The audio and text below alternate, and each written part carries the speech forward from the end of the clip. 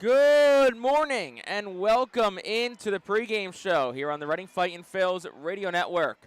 My name is Jake Starr. Bob McCool will be joining myself in just a couple of moments. And we got a packed house full of school kids on this, our second education day of the season, as the Fightin Phillies kick off a new series today against the Erie SeaWolves, a AA affiliate of the Detroit Tigers. Erie brings in a tie for the Eastern League's best record with Akron. Both those two teams gridlocked atop the top of the Southwest Division standings. Erie enters this week after taking 5 of 6 last week against Hartford. They won the first 5 before losing on Sunday. That was out at UPMC Park in northwestern Pennsylvania. And the Fightin Phils ended up winning 3 of 7 last week, so almost a split for all intents and purposes last week for the Reading Fightin Phils, which was capped off with a dramatic win on Sunday, a come-from-behind victory where they scored 4 runs in the top of the 9th inning, thanks in large part to a 2-run triple from Robert Moore, who later scored on a throwing error on the same play. Will Crow gets the ball today for the Fightin Phils, looking to bounce back in his first Reading start. Signed with the Phillies a couple of weeks ago, and Garrett Burhan, 5-0, ERA a little north of 3. The righty gets the ball for the Eastern League's best pitching staff in Erie. So Reading and Erie coming up in about 15 minutes' time from America's Classic Ballpark. We will step aside for a moment, and when we come back, we have a conversation with Erie SeaWolves broadcaster Sam Lebowitz. Take a look behind enemy lines and what we can expect from the Erie SeaWolves this week. That conversation is coming up when the pregame show rolls on after this on the Fightin Phils radio network.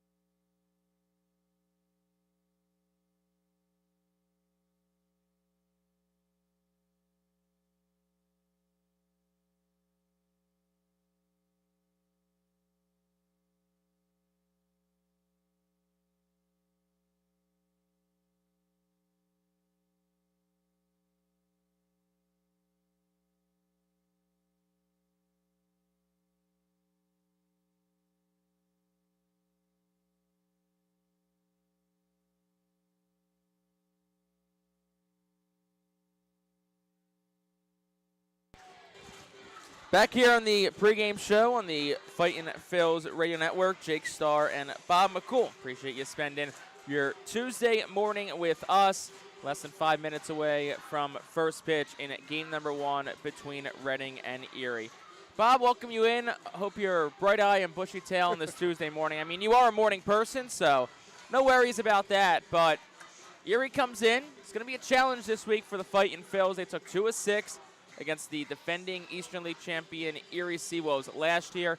And the hope is you went on the road, you took 3 against a pretty good Portland team, including that come-from-behind win on Sunday. So you hope you can kind of spill some of that momentum over against this good SeaWolves team. Yeah, for sure. And if you look across the Eastern League numbers, Erie's not only in first place in their division, but they're pretty much first place in a lot of categories, both offensively and pitching. So it certainly will be a test for this Fightin Phillies crew as to whether or not they can muster up against an Erie team. Again, Portland is a team that's at the top of the standings in their own Northeast division. And as Jake said, they went 3-4 on the road trip against Portland after winning 4 out of 6 in their last homestand. So playing a little bit better baseball. I'd like to see them playing a little bit more. Just a little bit of concerns in terms of where the bats were by the time the series ended. They did struggle to score some runs in that series against Portland, and they'll be up against a pretty good pitching staff here with the SeaWolves. Lots of moves made for the Fightin Phillies prior to today's game, so let's get those to you here real quick.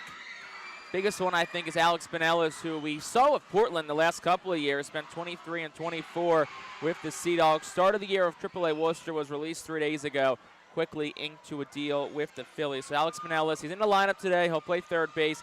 Some other moves for the Fightin Phillies. Andrew Walling is back, so that'll be nice to have a lefty arm out of the bullpen, especially late in games.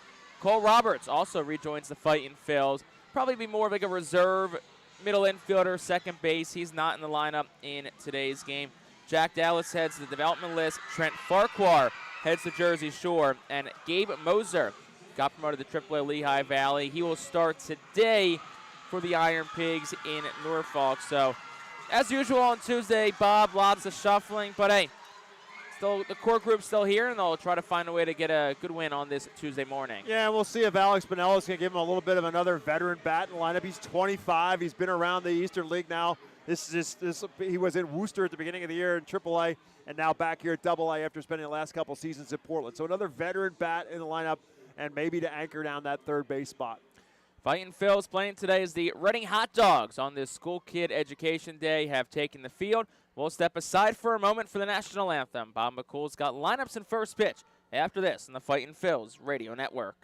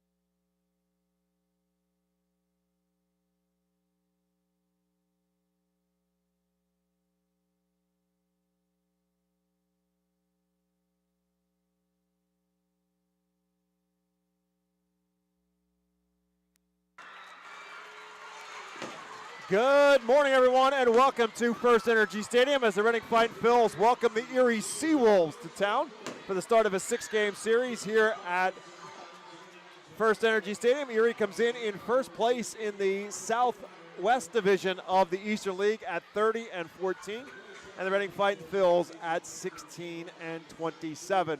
Alongside Jake Starr, my name is Bob McCool. We are moments away from first pitch, and that first pitch for the Reading Fightin Phillies will be delivered by Will Crow. We'll talk to you a little bit more about him in a moment, but let's first take a look at the starting lineups this morning for the SeaWolves. Trey Cruz will lead off. He's playing at third base.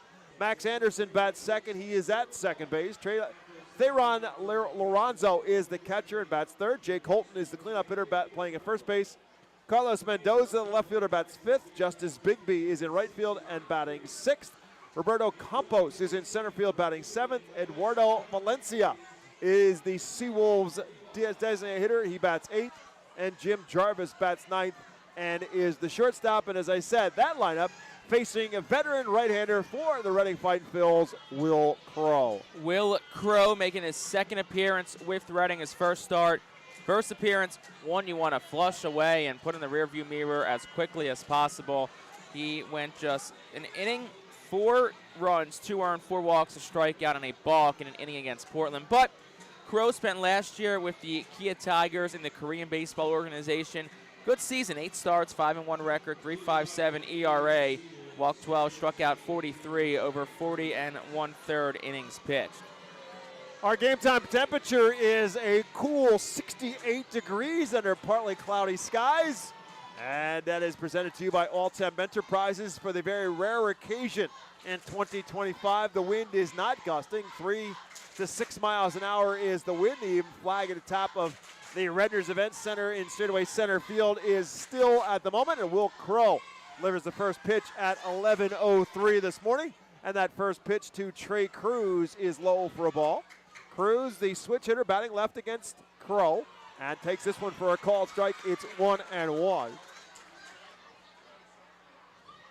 Cruz, a third-generation professional baseball player. His father, Jose Cruz, played for a number of years in the 90s and 2000s. His grandfather, Jose Cruz, was a member of some Houston Astros teams that faced the Philadelphia Phillies, including that 1980 memorable playoff series. And Will Crow gets Trey Cruz, the Trey being for the third, is a swing and a miss. So he's ahead of Cruz in the 1-2 strikes, right back with his 1-2 pitch that's inside, and it's 2 balls and 2 strikes. Well, Cruz, 26 years of age, hitting at .275 on the year. He's got 12 doubles, triple, 5 home runs, and 19 RBIs. Very open stance from the left-hand side. He swings and misses the off-speed pitch. Strike 3. Trey Cruz goes down swinging for out number 1. Yeah, that's a good start for Will Crow. Not sure how long they're going to stretch him out in today's ball game, but after the way last week at Portland went, just to get a first batter strikeout, just to give you some confidence, has to definitely help the psyche a little bit, I'm sure. Andrew Graham, the manager for the SeaWolves, is coaching at third base. Tim Garland coaching at first as Max Anderson settles into the right-hand batter's box, and he'll serve one into foul territory. Again, education day here at the ballpark, so lots of kids in attendance today, and you'll hear them in our crowd, Mike, I guarantee you, as Anderson is behind the count, 1, no balls and a strike. And takes that one up and in for a ball. It's 1-1. These kids are living large right now. You had an off day yesterday for Memorial Day. Really. You come back to school Tuesday, and the Back first to thing school, you do is go to a baseball game. Yeah, and they're like, what, a week away from the last day of school? Exactly. 1-1 strike to Max Anderson, who's hitting .333 on the season. And the 1-1 pitch from Crow is low for a ball. It's 2-1. Anderson also has 7 home runs and 33 RBIs on the year, so he's having a great year, coming off a 7 for 21 series against Hartford. 2 balls and a strike, and that's outside. It's 3-1.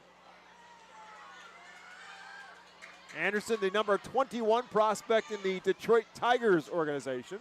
Tigers having themselves a pretty good season so far in 2025, leading the American League Central. 3 balls and a strike, and this one's rolled towards short. Aiden Miller up with it. He'll make the throw across in plenty of time for out number 2 in the first.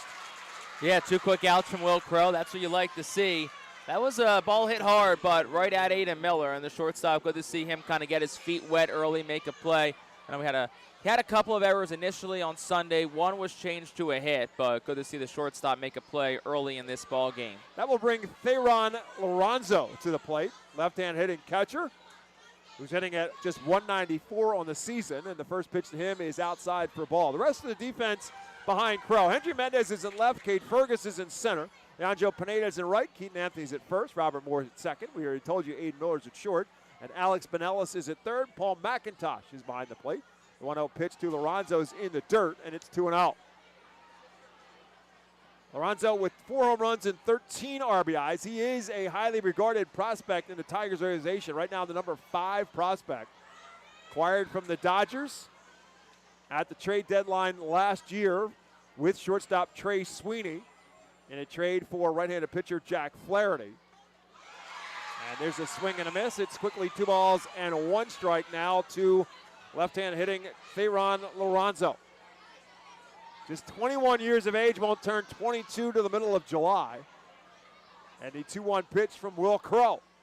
It's a slow roller that trickles foul, and the quickly Crow has come back from a 2-0 count to a 2-2 count.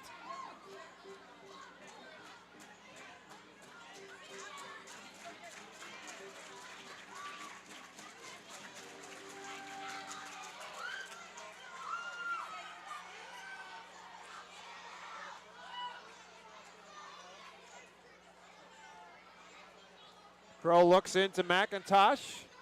A little bit more deliberate with this delivery at 2-2. And he bounces it up there. And it's 3 balls and 2 strikes.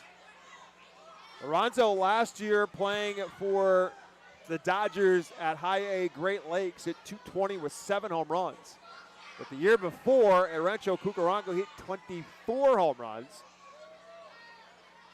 3 balls and 2 strikes to him. And that's inside ball 4. So Crow ends up walking Lorenzo.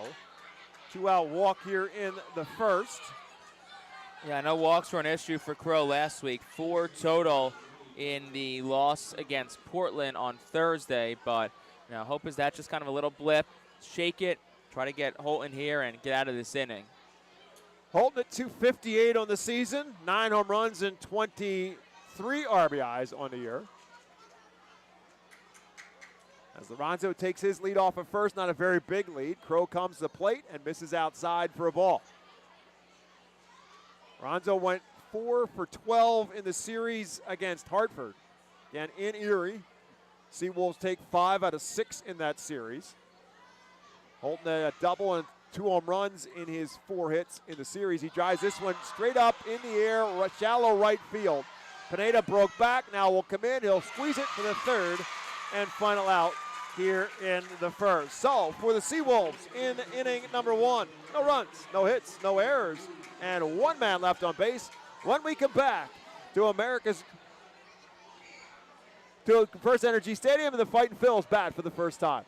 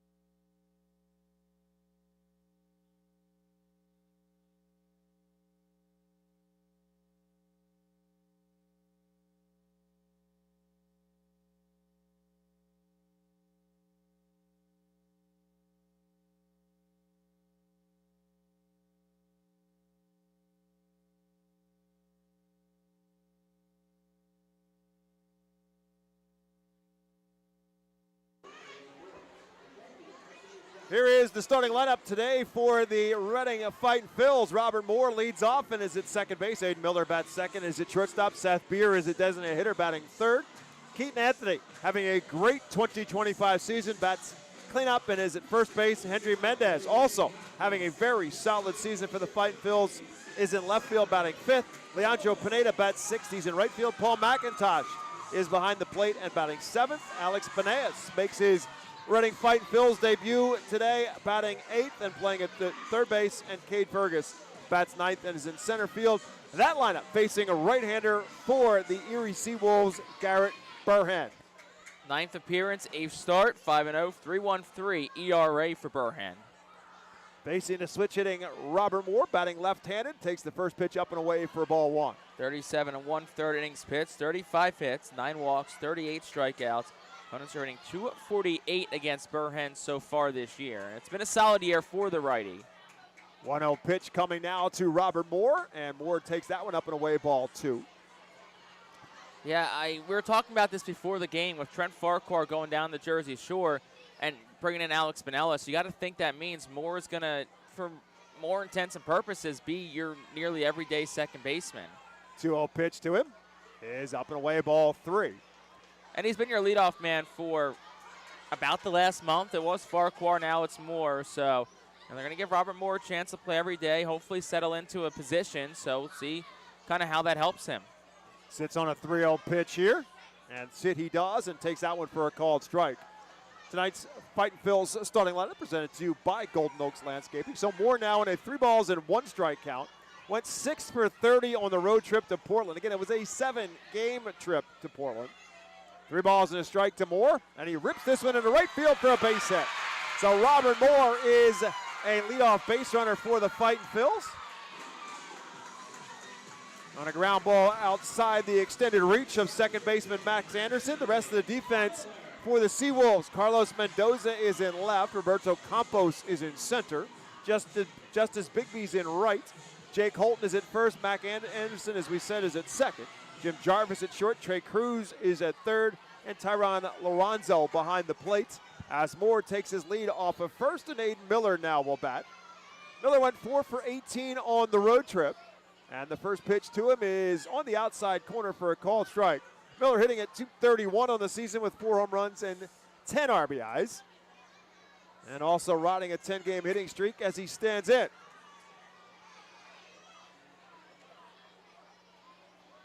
And that's on the outside corner as well. So 2 pitches pretty much on the same spot from Burhen to get ahead of Aiden Miller. No balls and 2 strikes.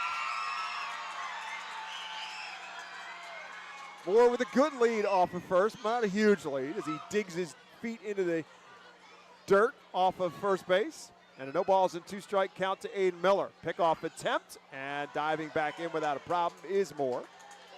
Al Padrique, the manager for the Fightin' Phils, coaching at third base. Michael Jones has been his first base coach throughout the season.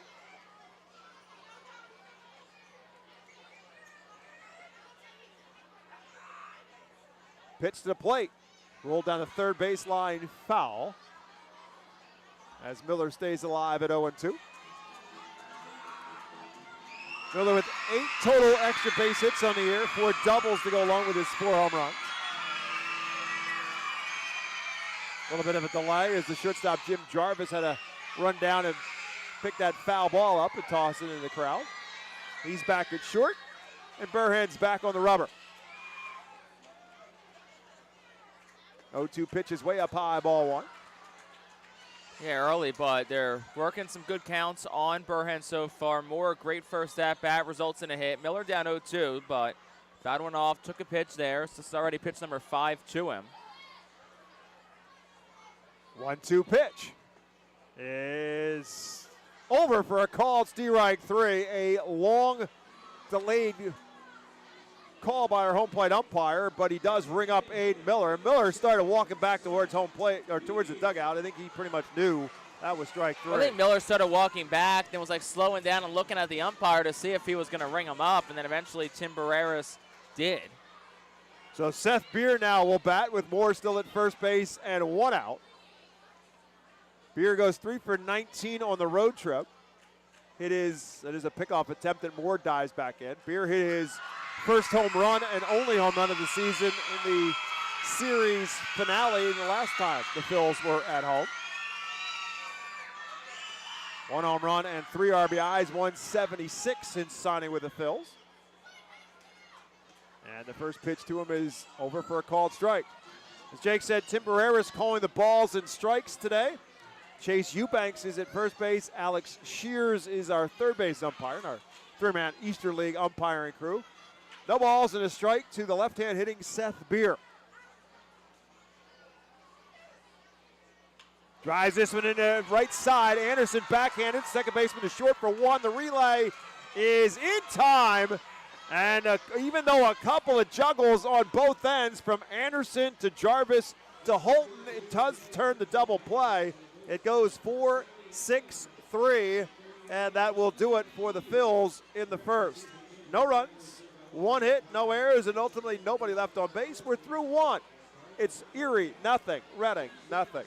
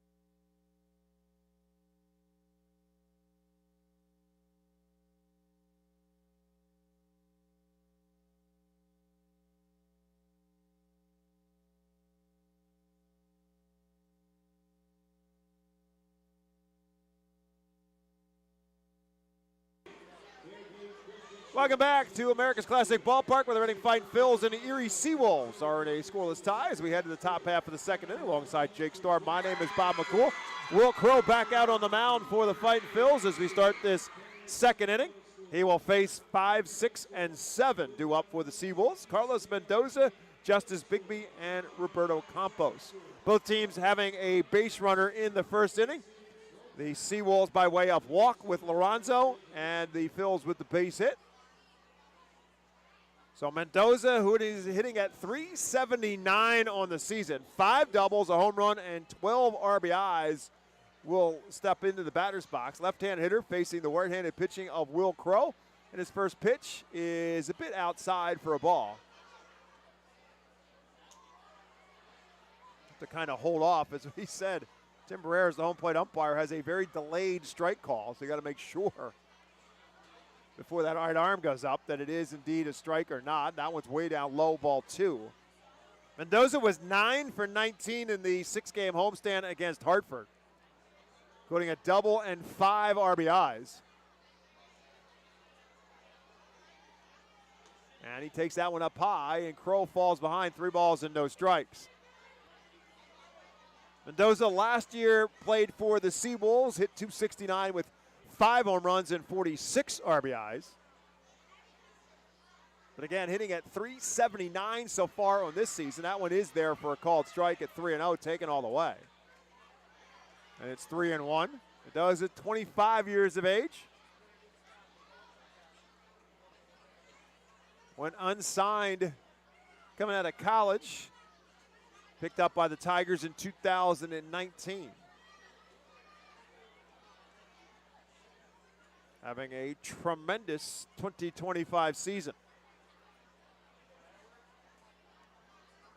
3-1 pitch to him. It's lifted into left field. Mendoza stopped, found it, made sure he got it. Charges in and makes the catch for out number 2. So after falling behind Mendoza, 3 balls and no strikes, Will Crow comes back to retire him for the first out here in the second. That'll bring Justice Bigby to the plate. Bigby at .266 on the season.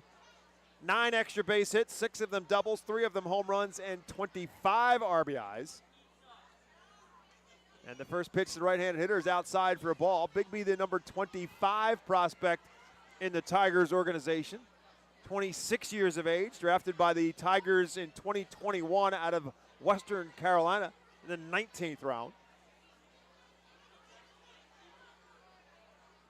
And the 1-0 pitch is inside. So again, Crow falls behind the hitter. Fell behind Mendoza 3-0. Falls behind Bigby here 2-0.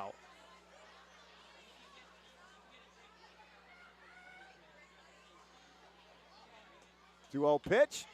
Hopper to short. Aiden Miller has to take a step back. Plenty of time to get Bigby at first base for out number 2. Kind of an in-between hop for Aiden Miller, so he took a little bit of a half step back after took a big hop on the first bounce. The second bounce comes up chest high for Aiden Miller for out number 2 here in the second. I'll bring Roberto Campos to the plate. Campos at .276 on the season. 7 doubles, a couple of home runs, and 16 RBIs. He also has a couple of triples as well. First pitch to him is there on the inside corner for a called strike. So first batter in this second inning that Will Crow gets ahead of. Campos had 5 hits in the series against Hartford. 3 of those 5 extra base hits. Now he'll call time at the plate as he digs that right foot into the back of the batter's box.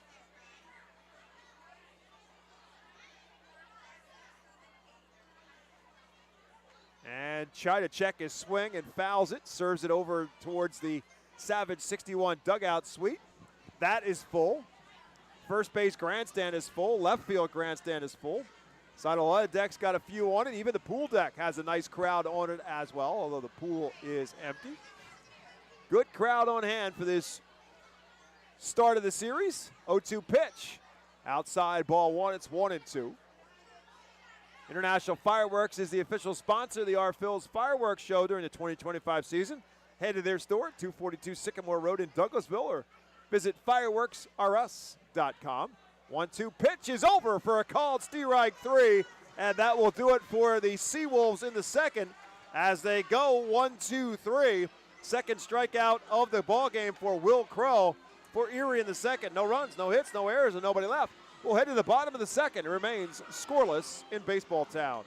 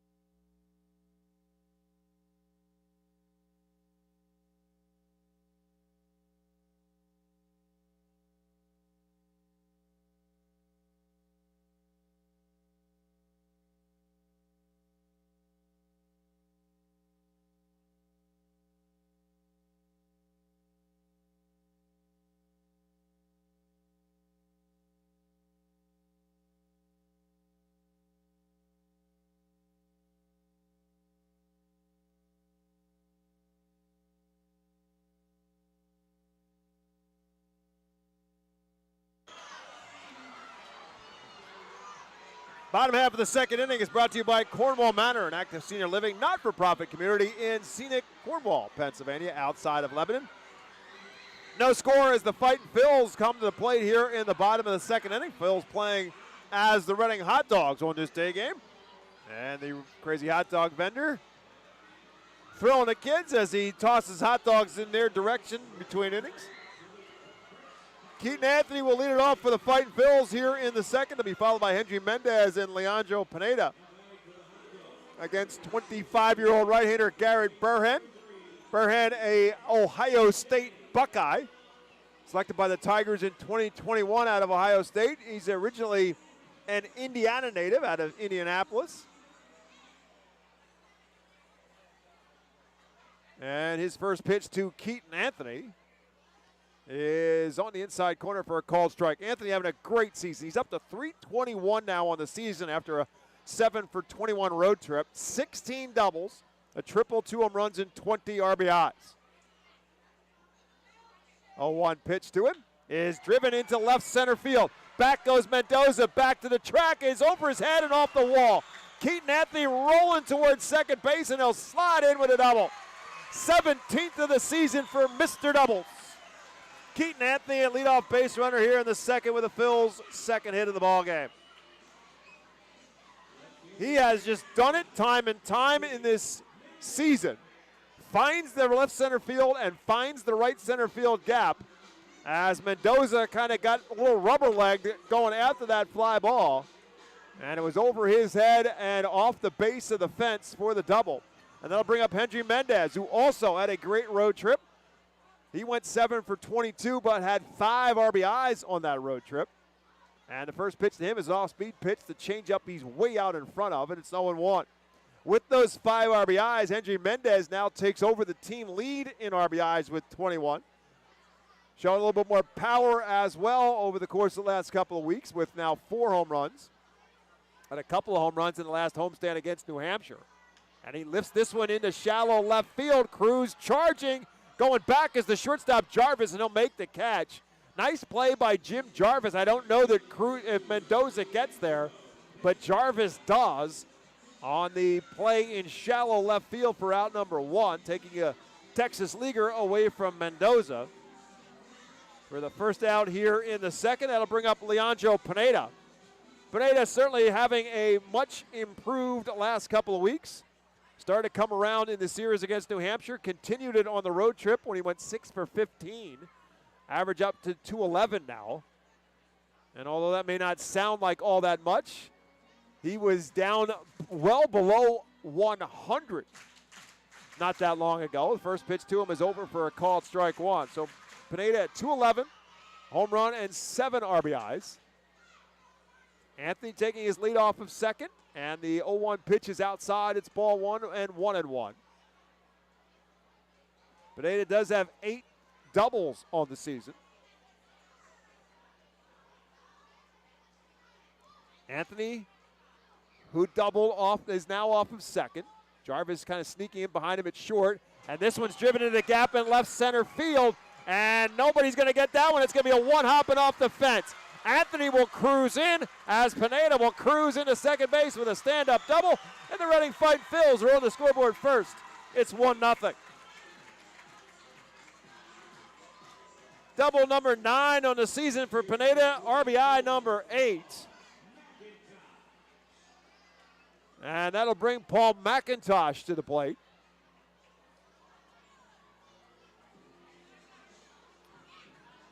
McIntosh at 235 on the season. A double, a home run, and 9 RBIs. Went hitless on the road trip, just 10 plate appearances, 10 at bats, 0 for 10 in the series. And this one rolled it towards the left side of the infield. Third baseman Cruz ranges far to his left, spins around, lost it for a moment, but still has enough to get McIntosh at first base. And because it was in front of him, Pineda had nowhere to go. Nice plays by the third baseman, Trey Cruz, to get McIntosh at first base for out number 2. Again, Pineda stays put at second base, and that'll bring Alex Pinellas to the plate. Pinellas making his debut now for the Phillies.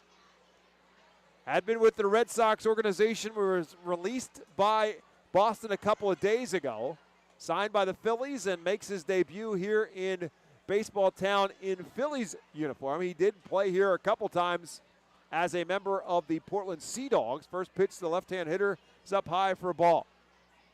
Pinellas was at AAA Worcester this season and was 9 for 35 in his time with Worcester. A couple of home runs and 16 RBIs.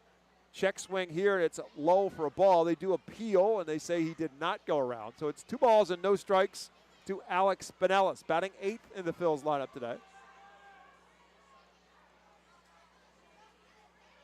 And that's low for a ball. Pinellas is 25 years of age. He's 6'2", 225.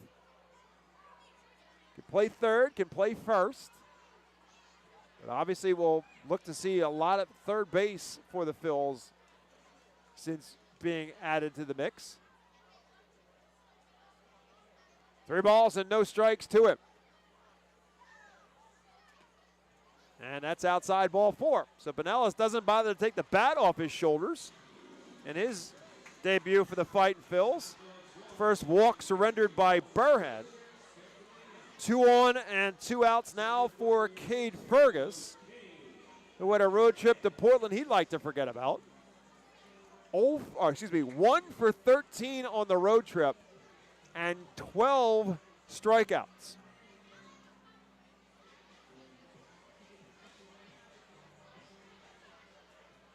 So we'll see if some home cooking can help things a little bit for Cade Fergus with 2 on and 2 out. Bottom half of the second inning. Tried to check his swing, but took a cut. It's no balls and a strike. Burhead made 7 starts last year at High A West Michigan, and then finished the season by making 19 starts with Erie. Went 6-1 last year with a 3.91 earned run average.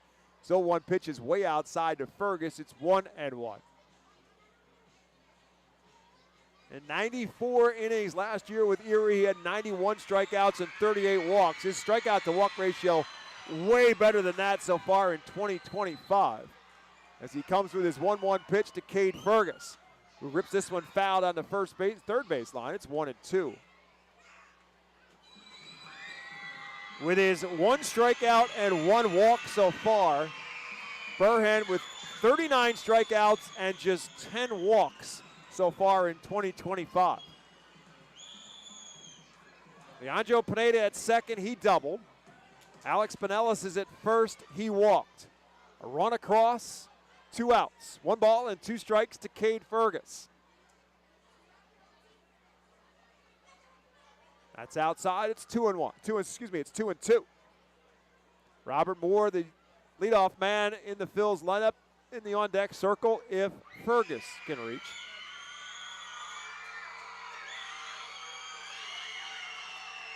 Burhan from the stretch and delivers.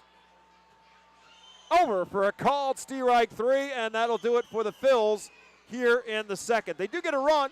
They do it on a couple hits, a couple of doubles, one by Anthony, one by Pineda. There were no errors and 2 men left on base, 2 complete, and it's 1-0. Fight Phil's on top.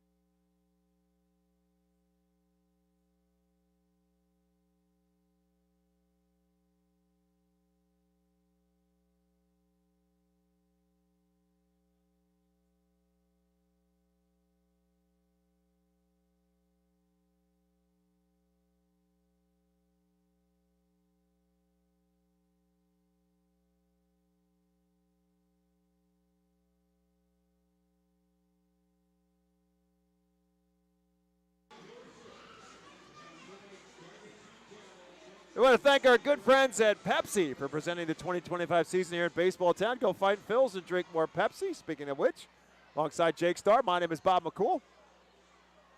As we start the third inning with the Phils on top 1-0. No runs, no hits, no errors so far for the SeaWolves. 1-1 on 3 hits and no errors for the Fightin' Phils as Eduardo Valencia, Jim Jarvis in the top of the order, and Trey Cruz due up for the SeaWolves here in the third.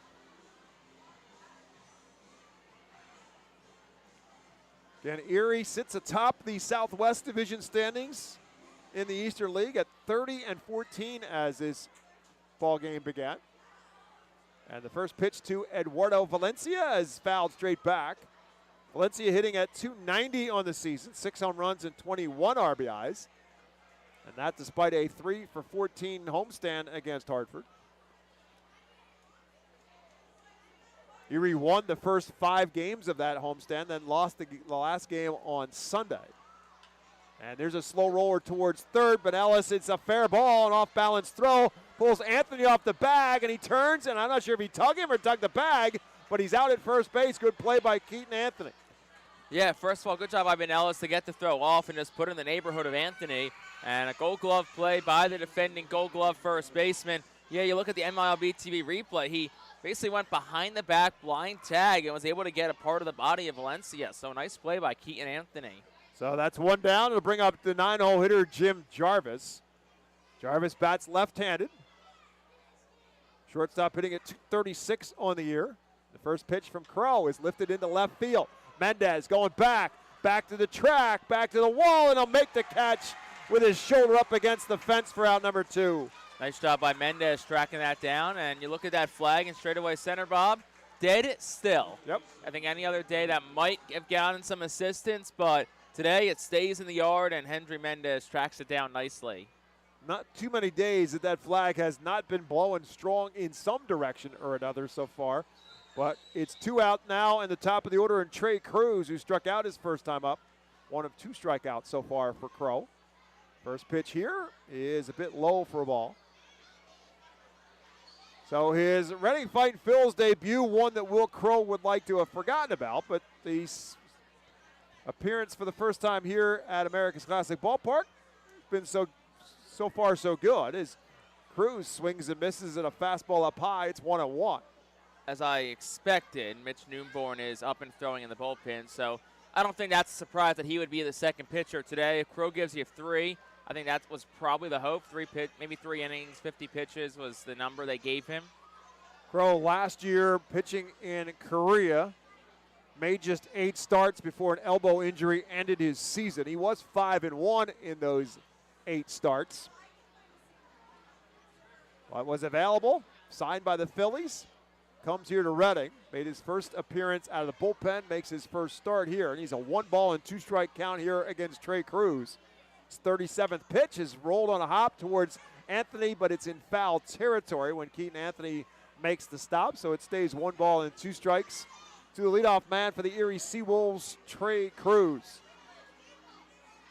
Mentions the lineage of Trey Cruz. Again, his father, Jose Cruz Jr., played in the majors from 1997 to 2008. His grandfather, Jose Cruz, from 1971 to 1988, predominantly with the Houston Astros. 1-2 strikes to Trey Cruz. And that just misses. Crow had started towards the dugout with a smile on his face, heads back to the mound, backpedaling to get back there. It's 2-2. Yeah, he was laughing. He still has a smile on his face. I mean, from what we got, it looked like a strike, but also kind of shows the confidence and demeanor of Crow today that he knows he's pitching well. He knows he's hitting his spots. So he feels confident, hey, I didn't get that call. Let's go back and get it here. 2-2 pitch. Swing and miss. He got him. He did indeed get him. And he swings and misses for the third strike and the third out of the inning. It's also the third strikeout for Will Crow and for the SeaWolves in the third. No runs, no hits, no errors, nobody left. We'll head to the bottom of the third. It's still 1-0. Fightin' Phil's on top.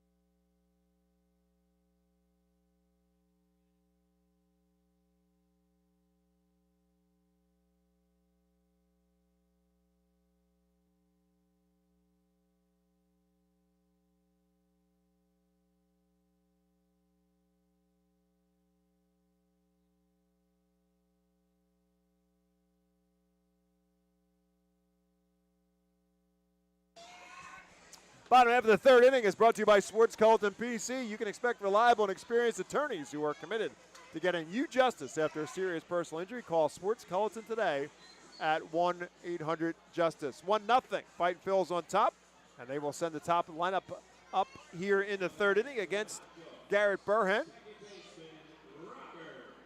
Robert Moore, Aiden Miller, and Seth Beer. Moore had a base hit his first time up. Moore had 6 hits on the road trip, 6 for 30 in total.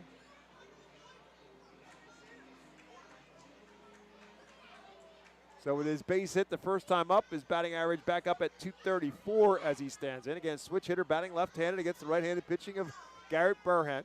And the first pitch is outside for a ball. He fell behind Moore 3-0 to start the game.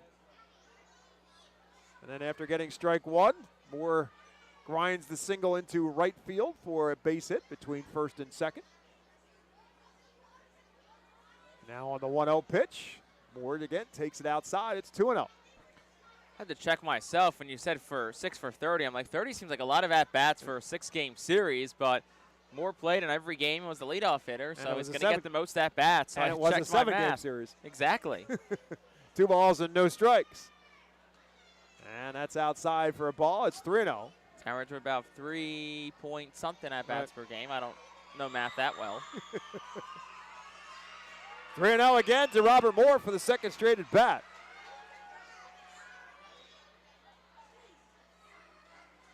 Taken all the way, it's outside ball 4. So Robert Moore, a base runner for the second time. And the second walk given up for Burhead as Aiden Miller will come to the plate. Miller struck out looking his first time up. Both of Burhead's strikeouts to this point in time have both been looking. But another good time to the plate by Robert Moore.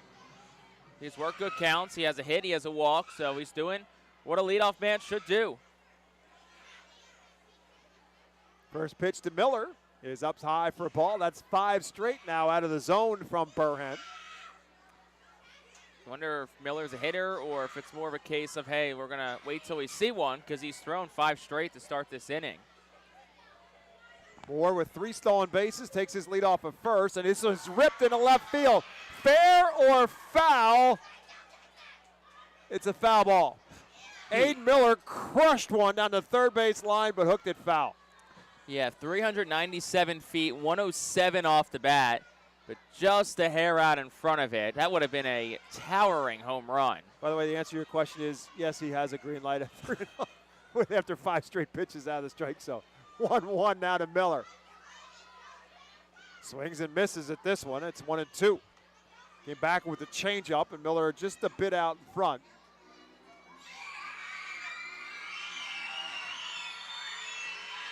So again, Moore takes his lead off at first. Not a big lead. Burhead went over there a couple of times after him when he was on the first time.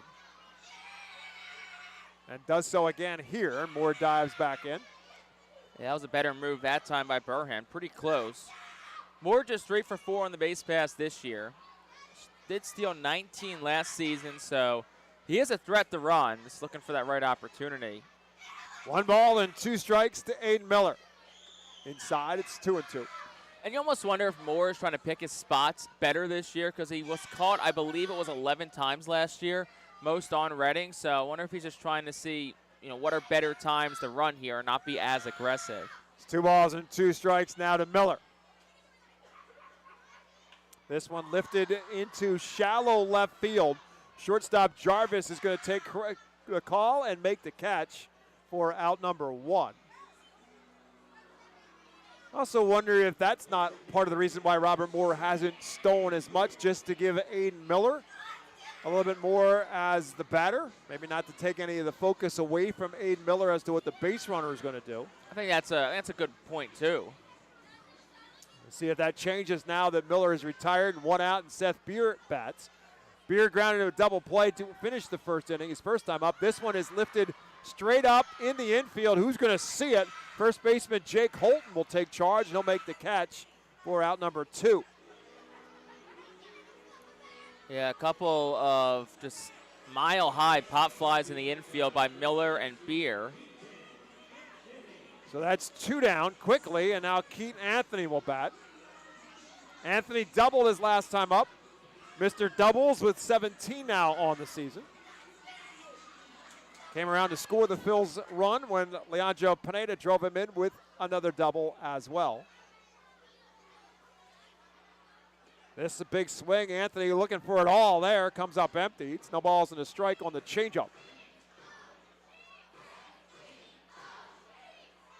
So Burhead thinking that Anthony's thinking he's going to get a fastball, gives him the changeup. There's another pickoff attempt, and again, Moore dives back in relatively easily. It's not a really big lead for Robert Moore at all.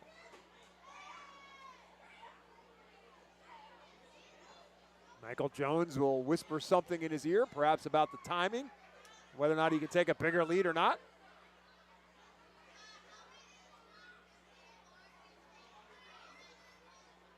Pitch is ripped foul down the third base line, It's no balls and 2 strikes now to Keaton Anthony. Again with a changeup for Burhead, so he goes back to back with the changeups. Anthony missed the first one, out in front of the second one, but foul. Would think he'd go to that well a third time.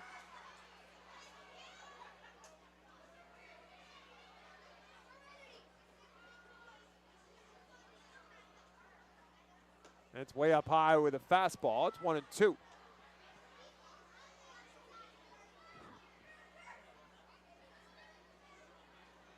Burhan making his 9th start of the season. 5-0 with a 3.13 earned run average when this game began. 1 ball and 2 strikes now to Anthony. It's outside. It's 2-2. So patient at bat yet again by Keaton Anthony. He has not had a whole lot of bad at bats in this season. I mean, when you're hitting 326. Yeah, well, there's that. You got 17 doubles. 2 balls and 2 strikes to the right-handed hitter. And that's down low. It's 3-2. So now you will get more moving. So if Anthony is able to find a gap here, which with him at the plate is never out of the realm of possibilities, Moore should have himself in a good position to get to third and hopefully score. Outfield plays Anthony pretty much straight away. Again, as we said earlier with that double, he's peppered the right center field gap predominantly, but his last double was off the left center field fence. 3 balls and 2 strikes to him.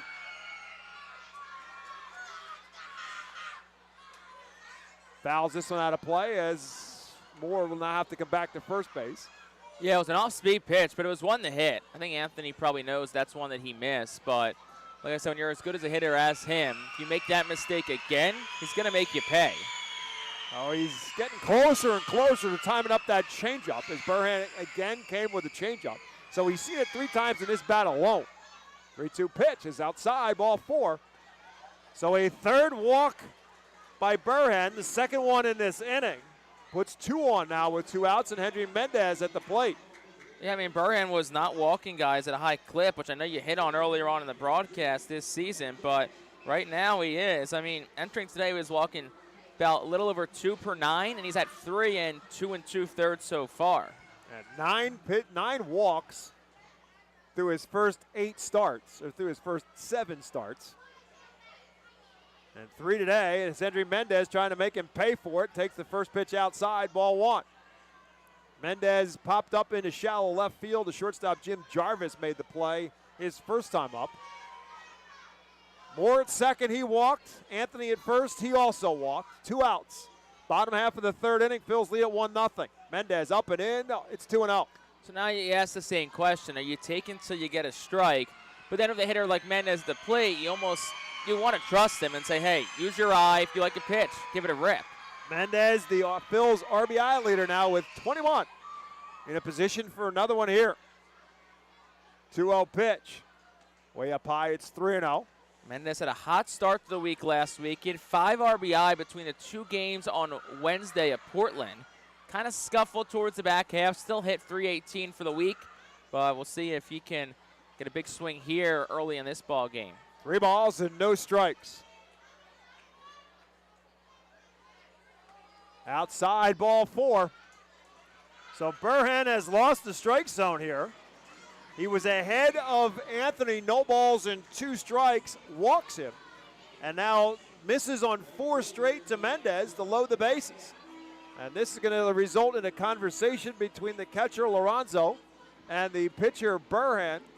And now a visit from the dugout as well. Dan Rickable, the pitching coach for Erie, coming out because this is just very unconventional. Like you talked about, 9 walks through 37 1/3 innings, 8 starts before today, and all of a sudden you have 4. Now here comes Andrew Graham, so you wonder, well, he's talking to the home plate umpire, Tim Barreras. Yeah, Rickable was doing the same as he walked out to the mound. And I don't know if this is question. I mean, it can't be questioned. If he was questioning the strike zone right now, that he should get thrown out. It does not look like an argument in the slightest. And I think the pitching coach was asking, like, where was he missing? Not arguing whether they were balls or strikes. I think he was just trying to get a feel for how bad he was missing. Now, what the manager, Andrew Graham, had to say, I'm not quite sure. Because it wasn't an argument. No. It was a very calm conversation. And again, if he had come out, Rickable's talking to the umpire again, and he's pointing at something. Yeah, there's something going on. And he doesn't look too happy about it. I would think if Al Padrique would be like, hey, you're not allowed to argue balls and strikes. I don't think it's balls and strikes. They're pointing at something out in the outfield. So I don't know if they feel as if I don't know how that could be affecting his pitcher. It looked like Barrera's kind of said enough. Right. Well, let's see if Leandro Pineda can make them pay for it, as he had the RBI double his last time up. Bases are loaded, 2 outs, all by way of walks. Could he be tipping? I have no idea. I mean, he's missing with his pitches, so if he is tipping it, they're laying off of him. So I'm not quite sure what their argument is. It's a strange argument for sure. Swing and a miss as Pineda got the green light and comes up empty on a curveball. And none of the balls have been borderline either. That's the thing. Right. I mean, they can't be, that's what I said, they can't really be arguing the strike zone. Because if they were, again, you can't argue the strike zone. No balls and a strike now to Pineda. Left-hand hitter. The base is juiced. Swing and a miss. Quickly, no balls and 2 strikes now to Pineda. Looking to make Garrett Burhan pay here in this bottom half of the 3rd inning.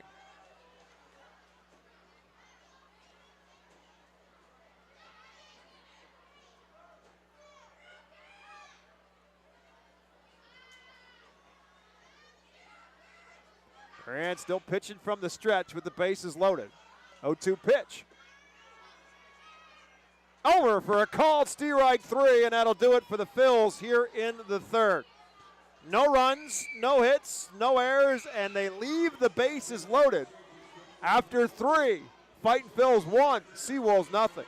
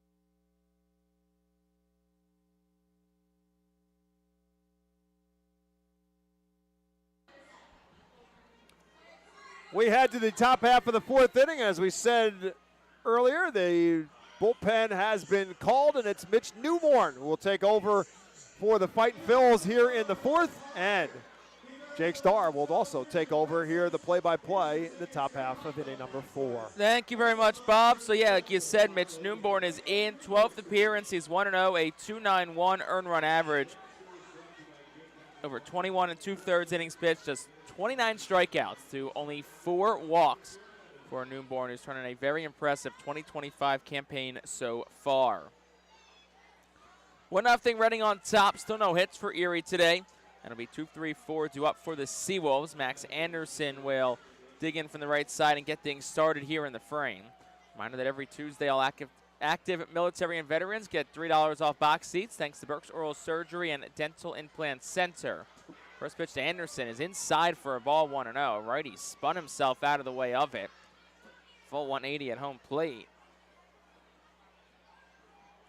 Anderson 0 for 1 in this morning's ball game. Still is morning for 5 more minutes.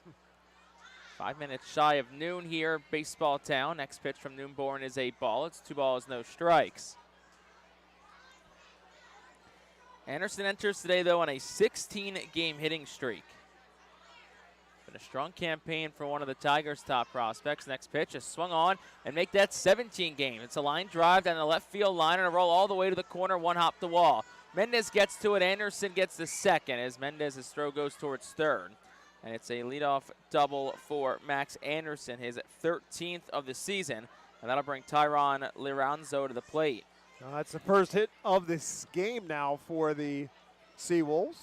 Newborn's been really solid for the Fightins, whether they have him starting or whether they have him out of the bullpen. He has really given Al Padrique a great season so far. So Lorenzo digs in. He's walked today. Was the only other base runner before Anderson reached on that double. Newborn's first pitch home is swung on and missed. It's 0-1. Newborn last pitch 4 days ago at Portland. 2 2/3 innings pitched. 1 hit, 1 run, 2 walks, 3 strikeouts. Only run came on a solo home run in his final frame of work. Next pitch is down, 1-1. Newborn went 3 innings before that, 2 1/3 before that. So I think the hope is 3 for Newborn if possible. Try to bridge the middle third of this game and then hand it over to the bullpen for the back part. Bonus strike to count to Tyron Lorenzo. Newborn checks on Anderson at second and fires home. Swung on and lifted, third base side, foul territory. Benelis, the third baseman, drifts onto the warning track and makes the catch for out number 1. So Lorenzo retired. Jake Holton, the next batter. He's 0 for 1, a fly out the right today. Newborn did not start the season on Reading's opening day roster, but it didn't take long for him to join the Fightin' Phils. April the 6th, that one on the 3rd day of the season, is when he joined the team. Also a quick mound meeting between the catcher Paul McIntosh and his pitcher Mitch Newborn.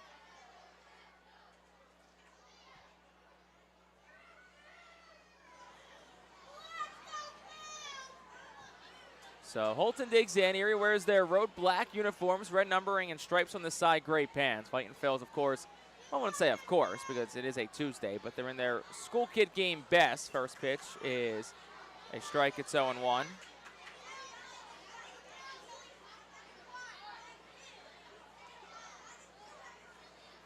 Fightin' Phils always wear their Reading hot dog uniforms on their school kid games. It's the second and final one of the season. 0-1 home is a ground ball to the left side. Miller's going to go to third behind the runner, and they get him. Benelis applies the tag. Max Anderson is out. A heads-up play by Aiden Miller, the shortstop. And that is out number 2, so it'll be a 6-5 fielder's choice. Lorenzen is on, Holton reaches first. That's a great play by Aiden Miller. That's a bad base running mistake by Max Anderson. The ground rule is always pretty much uniform. If the ball's in front of you, you go back to the bag. If the ball's behind you, you take off. First pitch to Mendoza, swung on, fly ball, shallow left. Miller out, Mendez in. Left fielder Mendez makes the catch. And that'll retire the side in the 4th. So it looked like it could have been some trouble. Ends quite quickly thanks to a good play by Aiden Miller. And that'll retire the side on the top of the 4th. No runs, 1 hit, no errors, and 1 man left for the SeaWolves. We will head to the bottom of the 4th for the Fightin' Phils on top, 1-0.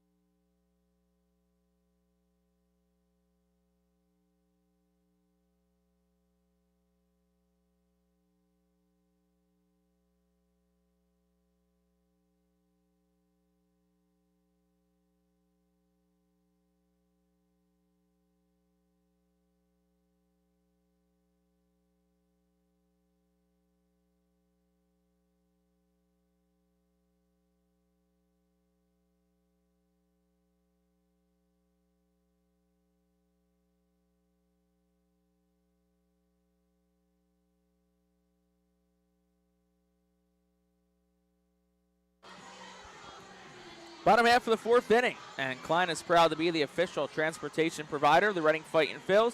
Klein Transportation gets the R-Phils to all their road trips throughout the 2025 season. For more information, go to kleintransportation.com. 1-0 Reading on top. Paul McIntosh will lead off this bottom half of the 4th inning. 7, 8, and 9 to up against Garrett Burhan. Righty arm will go against the righty bat McIntosh. Fightin' Phils running the 2nd, thanks to a couple of doubles from Keaton Anthony and Leandro Pineda. Reading did leave the bases loaded last inning. So McIntosh in, first pitch home, is taken for a ball. It's 1-0. So we did receive some potential clarification on what the argument was from Andrew Graham last inning, as the 1-0 was home, and McIntosh takes down 2 balls, no strikes. Erie was charged with 2 mound visits last inning because the catcher went out for an extended visit, and then the pitching coach went out for an extended visit. So home plate umpire Tim Barreras credited that as 2 mound visits. 2-0, McIntosh swings and a line drive into left field. It's a base hit. Hard hit line drive for McIntosh. 104 off the bat, and that's a leadoff single for the catcher. And that'll bring Alex Pinellas to the plate for the Fightin' Phils. Which makes sense, all things considered, because if you go out, you get 30 seconds for a mound visit. If you go out and you use most of that 30 seconds, then you go out again, if you're going to get another 30 seconds, it should be 2 mound visits. So Pinellas digs in from the left side. He walked his first time up. McIntosh leads off first. Pitch home. Pinellas will take it inside for a ball. It's 1-0. Pinellas making his Reading debut, signed with the Phillies this morning after being released by the Boston Red Sox 4 days ago. 1-0. Pinellas will take it this time for a strike. It's 1-1. Pinellas played for AAA Worcester this year, hit .257, had a couple home runs, 6 RBI, also doubled.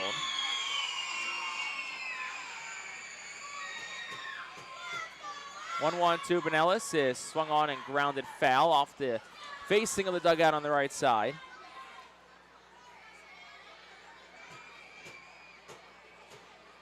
Pinellas has been in the Boston system since he was traded there after the 2021 season.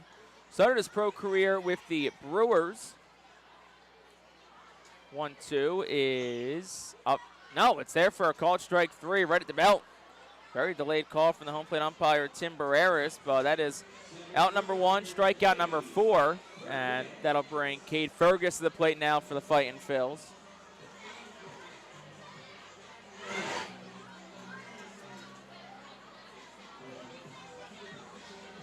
So Cade Fergus digs in from the right side, 1 out, bottom 4, 1-0 Reading on top with the man on first and Paul McIntosh. And the pitch, Fergus swings, and that's crushed, but it's fouled down the left field line, and it's no balls and 1 strike. 381 feet, 104 off the bat from Cade Fergus.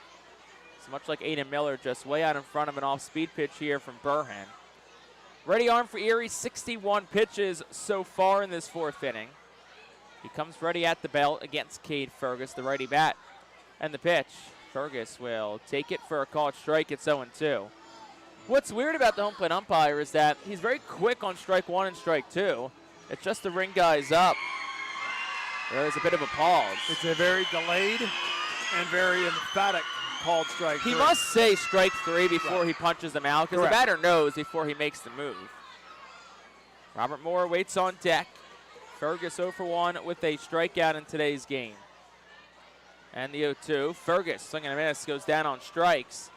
So second time Fergus goes down on strikes. Number 5 overall for Garrett Burhan. And that'll bring the leadoff man Robert Moore to the plate with 2 outs here in the 4th.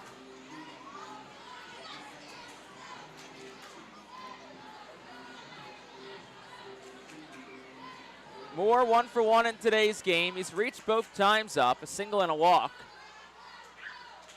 234 on the season so far. And the first pitch to Moore. He swings and he pops it up.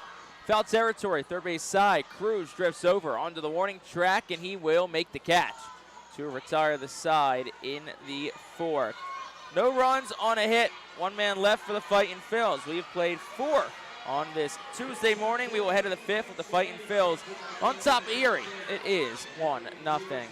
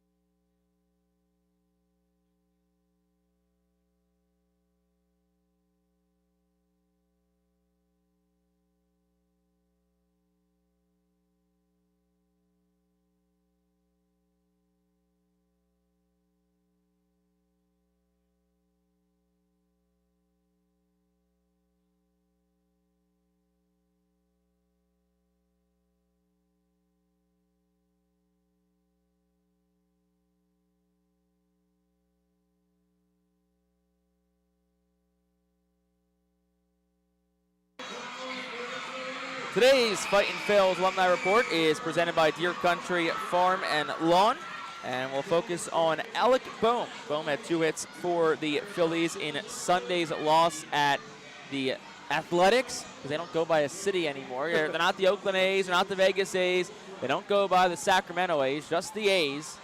Phillies back home tonight, 6:45 first pitch against Atlanta. You can listen to that game, of course, on our flagship 8:30 WEEU. So 1-0, the Fightin' Phil's on top. Mitch Newborn comes back out for inning at number 2 of work. He'll get 6, 7, and 8 of the Erie lineup. Justice Bigby will get things going for manager Andrew Graham here in the 5th. So as I said, Reading leads just 1-0.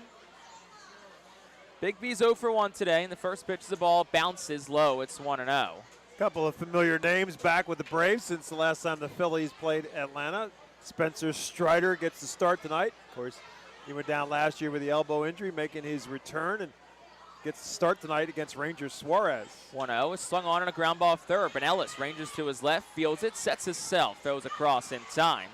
And that is out number 1. That'll bring Roberto Campos to the plate. And, of course, the big one, Ronald Acuna Jr. is back, who homered on the first pitch that he saw this season. So I think the ACL is feeling pretty good. Yeah, it was like 437 feet on the first pitch he threw. Now, he hasn't done a whole lot since, but he's only been back for a week. But yeah, Ronald Acuna will be the first one that Rangers Suarez faces tonight at Citizens Bank Park. Roberto Campos, the batter, and the first pitch a bit outside for a ball. It's 1-0. So Will Crowe started, went 3 hitless and scoreless innings. Mitch Newborn a scoreless 4th. Now he's out for a second full frame. 1-0 is swung on and popped up. Third base side of the infield, drifting into foul territory, goes Alex Benellis, the third baseman. Shielding his eyes from the sun, makes the catch right on the third base coach's box. That's out number 2. Lots of pop-ups in this ball game. I was going to say, only 3 combined strikeouts between the 2, but a lot of soft contact. Yep. The best swing was probably, the Anderson double, but also the catch at the fence that Hendry Mendez made a couple of innings ago. So that'll bring Eduardo Valencia, the DH, to the plate. He's 0 for 1 in today's ball game. A ground out to third his first time up. And the first pitch is swung on, hit well towards the gap, left center. Mendez over, and he runs it down as he loses his lid, and that will retire the side in the 5th. They had Mendez positioned well close to the gap against the righty, and it pays off, and it's a 1-2-3 inning for the Fightin' Phil's in the field. We'll step aside for a moment. Halfway home, Fightin' Phil's lead it 1-0.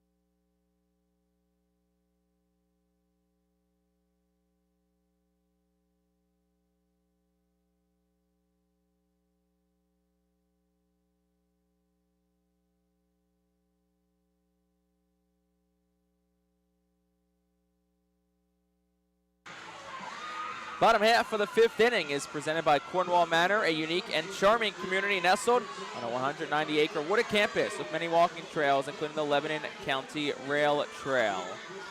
So 1-0 Reading, bottom of the 5th, 2-3-4 due up. First man at the plate will be Aiden Miller, who's 0 for 2 in today's ball game. Garrett Burhan back out for his 5th inning of work. 64 pitches overall for Garrett Burhan in today's ball game. And a bit of a pitcher's duel here. Fightin' Phil's have had some traffic on the bases, but just the 1 run to show for it so far. Yeah, they've let Burhan escape from some major issues. Of course, none more so than the 3rd when he walked the bases loaded. But Reading's left 6 men on base so far through 4 at-bats. So Miller in from the right side against the righty Burhan, who sets at the belt and works from the stretch home. And Miller will take the first pitch a bit outside. It's 1-0. Miller on an 11-game on-base streak. He snapped a 10-game hitting streak with an 0-for-3 game on Sunday at Portland. 1-0. Miller takes it down low. 2-0. 10-game hit streak from the 11th to the 24th of May, where he hit .333 over that stretch. Miller right now sits at .228 on the season. Pitch home. Miller. Did it hit him? It did not. Nope. Inside towards the hands. It's 3-0. Yeah, he leaned in, and the ball kind of rode in on him, and he just got the hands out of the way. 3 balls, no strikes, no outs. Miller slightly open, stands from the right side. Burhan, a wiggle the glove, comes set, deals home, and Miller swings on the 3-0 pitch. Ground ball left side, crews the third baseman to his left field, spins, fires the first in time. And that is out number 1, so Miller retired. And that'll bring Seth Beer to the plate, who's 0-for-2 in today's ball game. Nice play there by Cruz as he ranges to his left and then spun all the way around and sidearm it. Got plenty on the throw to get Aiden Miller, who can run pretty easily at first base.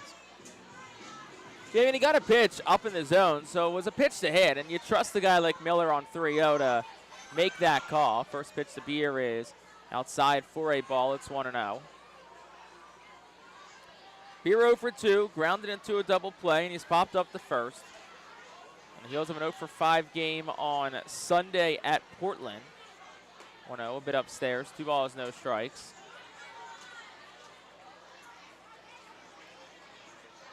Beer signed by the Phillies on May 13th, so 2 weeks ago today. 2-0. It's swung on, hit in the air, mile high, deep right. Bigby's back at the track. Does he have room? Yes, he does. He makes the catch. And that is out number 2. Beer got it close, 384 feet, which I don't buy that's 384 because there's no way where he caught that ball was 384. But a little bit more wind and that ball's out. But nonetheless, it's a long out number 2, and that'll bring up Keaton Anthony. Yeah, Beer just got under that one a little bit. He hit it a ton in the air. He hit it he hit it well, just a little bit underneath it. So 2 outs for Anthony from the right side, 1-0 Reading. Pitch home is swung on, hit in the air, slicing down the right field line. Bigby gives it a look, but it goes out of play foul into the right field grandstand. Packed house today at FirstEnergy Stadium. Both grandstands full, main grandstand pretty full. The pool is packed. No one in the pool, though. The deck is filled. There's a sprinkling of people in the event center veranda. And the 0-1, Anthony, big swing and a miss. It's 0-2. I think he kind of spun himself out there, so taking a second to readjust. Yeah, he's had a couple of heavy cuts his last 2 at-bats. It's a little bit out of the norm for Keaton Anthony. He's not a guy who takes a big swing, but he did the last at-bat. He ultimately ended up working a walk out of it, and that's another big swing. 0-2 the count to Anthony. 2 outs, bottom 5. Bases are empty for the right-handed bat. Burhan set at the belt, deals home. Anthony will take it, and that is over for a called strike 3. Gets the outside corner, and it's strikeout number 6 today for Garrett Burhan. Fightins go down in order in the 5th. We will head to the 6th with Reading still on top. It's 1-0.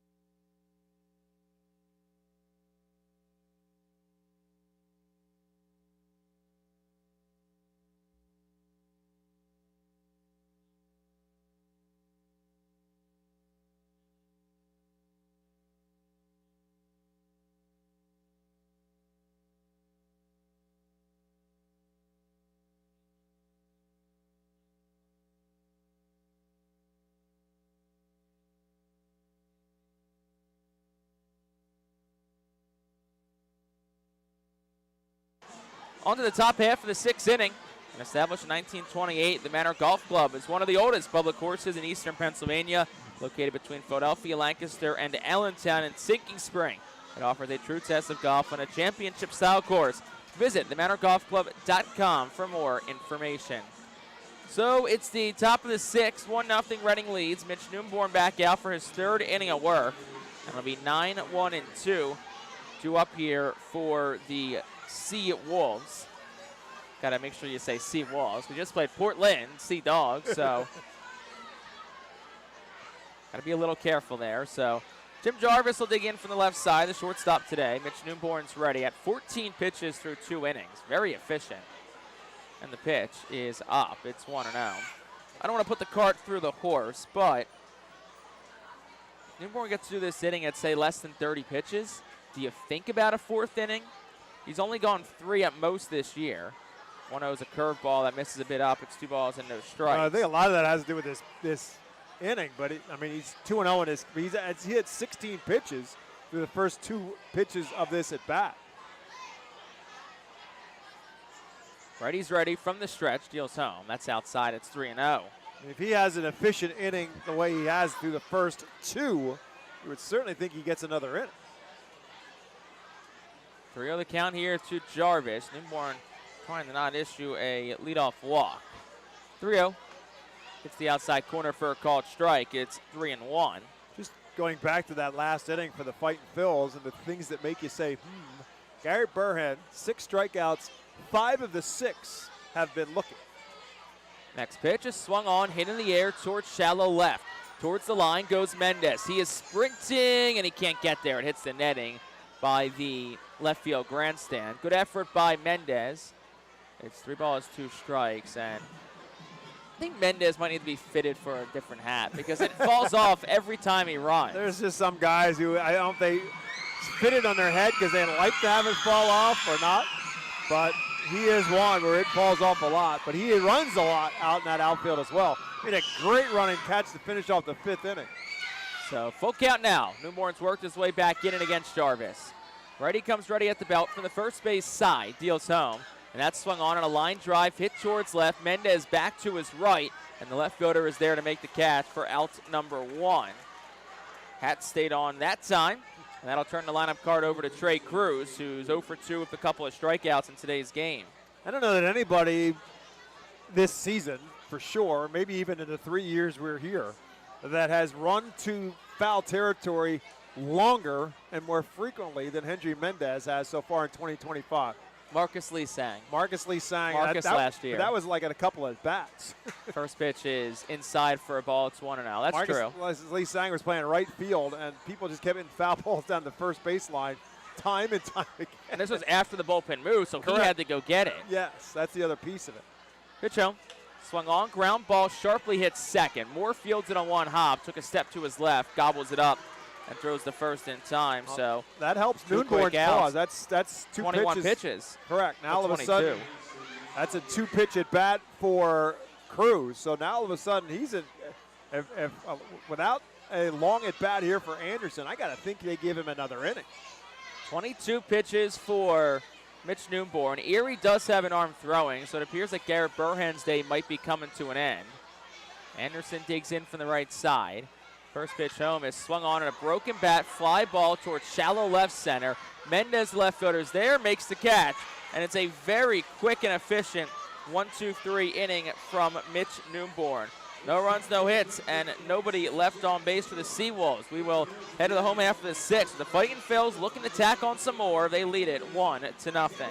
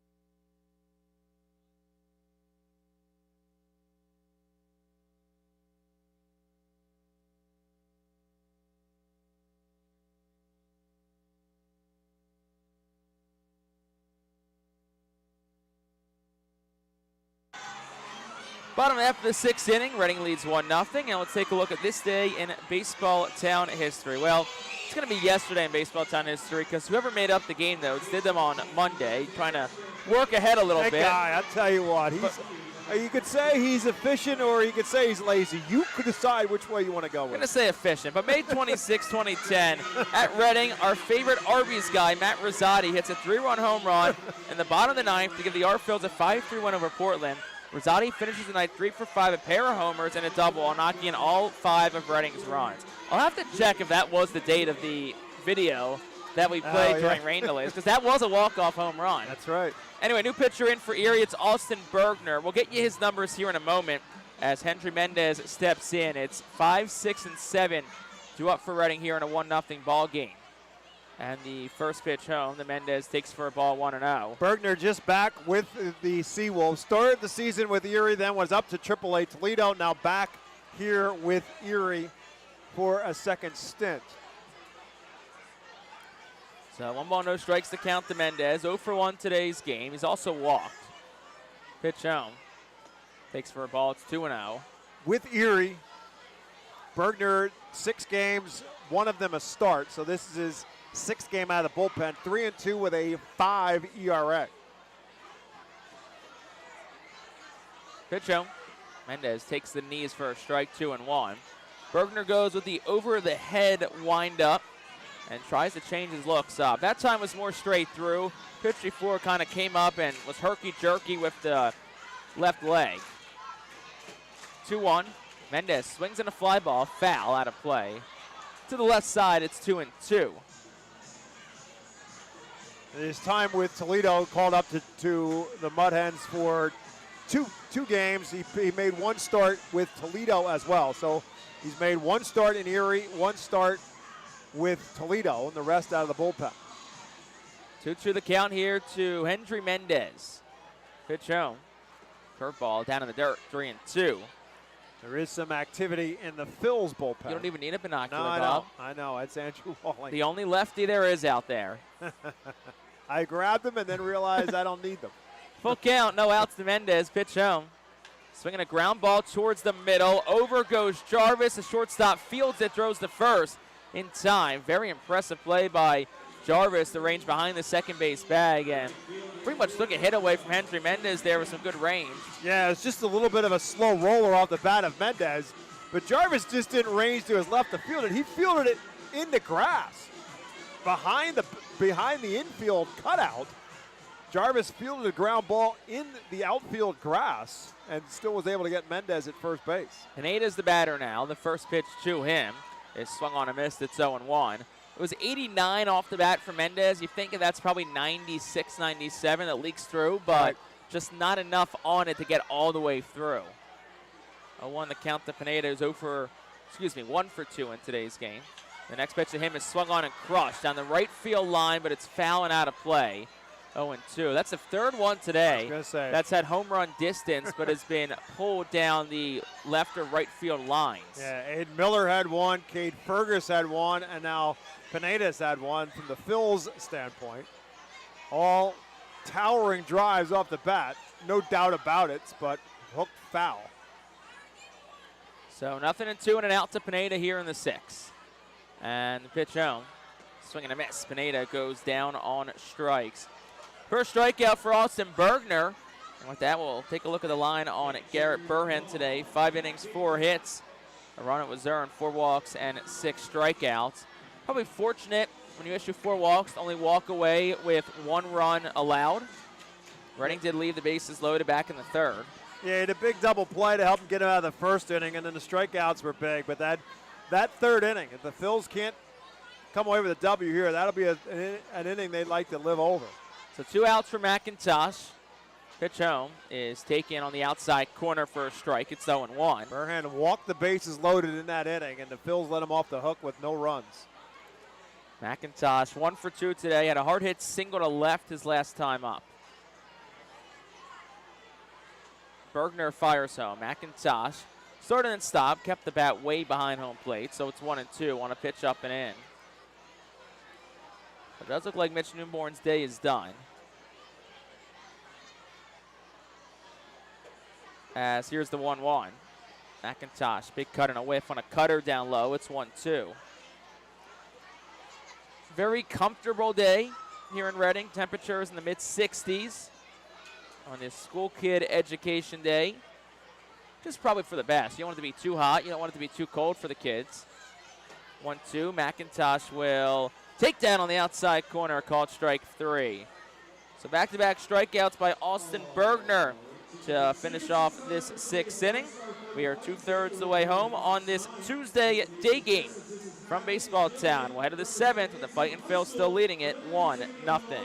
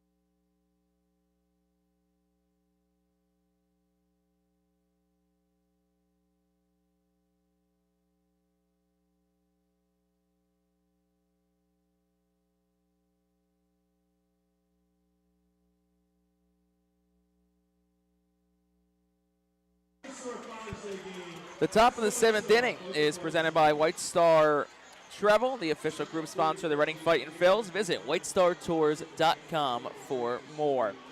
Along with Bob McCool, I'm Jake Starr. It's a 1-0 lead for the Fightin' Phils, and there's a new pitcher in for Reading. Making his return to Baseball Town, it's the lefty Andrew Walling. 8th game of the season for Walling. He's 0-2 with a 7.36 earned run average. 7 1/3 innings pitched. He struck out 10. He has walked 6. He does have 2 saves on the year. Unless he's planning on pitching the next 3 innings, you're probably not going to get a save today. But you never know. So Walling will get 3, 4, 5 of the Erie lineup. Reading holding a 1-0 lead. Tyron Lorenzo will be the first batter he faces, the catcher for the SeaWolves, who's 0 for 1 in today's ball game with a walk.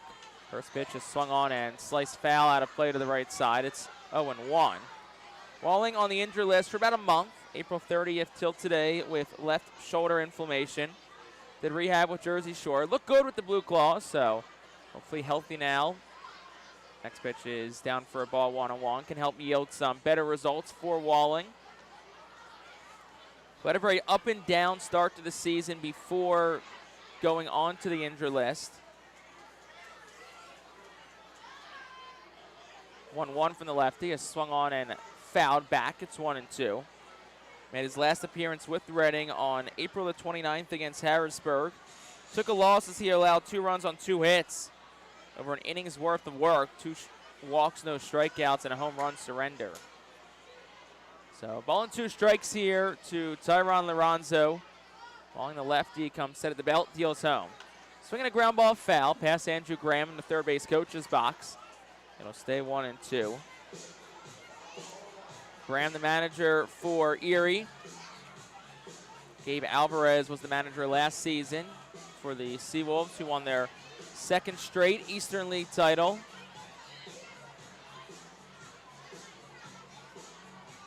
Graham, it's his 2nd stint with the Erie, also was the manager for a year in 2018. And the 1-2 is a curveball, but down, 2-2.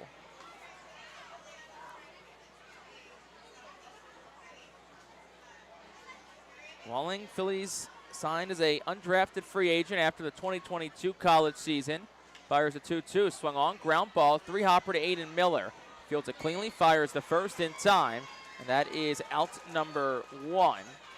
That'll bring Jake Holton to the plate now for the SeaWolves. Holton 0 for 2 in today's ball game, grounded into a fielder's choice his last time up. Very efficient day for Mitch Newborn. 3 innings, 1 hit, no runs. No walks, no strikeouts, but I don't think any of the at-bats were long enough to result in strikeouts. First pitch, and Holton swings and fouls it back 0-1. So far, so good for the Reading pitching staff against one of the best offenses in the Eastern League. It's an Erie team that entered today hitting .259, 5.3 runs per game, 8.2 hits per game. So far today, it's no runs on a hit. Next pitch, Holton takes inside, it's 1-1.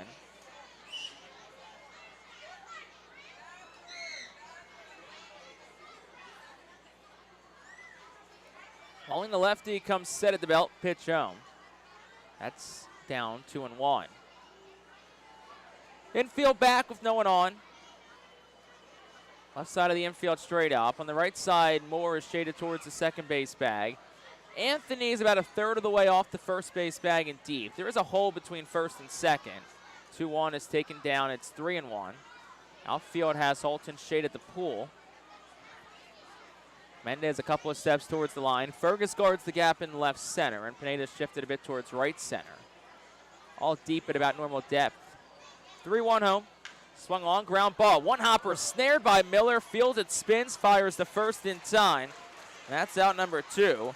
So after what could be classified as a rougher defensive game by Miller on Sunday, the shortstop so far today has made everything look easy. Yeah, I mean, I'd say that pretty much around the horn, really. Henry Mendez made a couple of nice plays in left field, including one that took away extra base hits off the bat of Eduardo Valencia to finish off the 5th inning. Miller's made a couple of nice plays at short.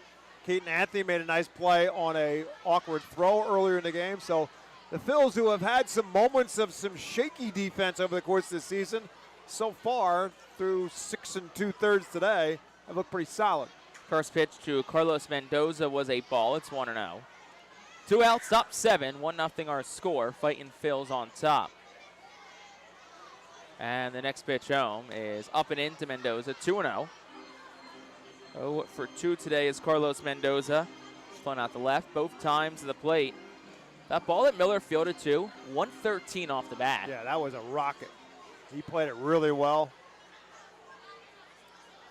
Pitch home, swung on, foul back. It's 2-1. That was ball 3.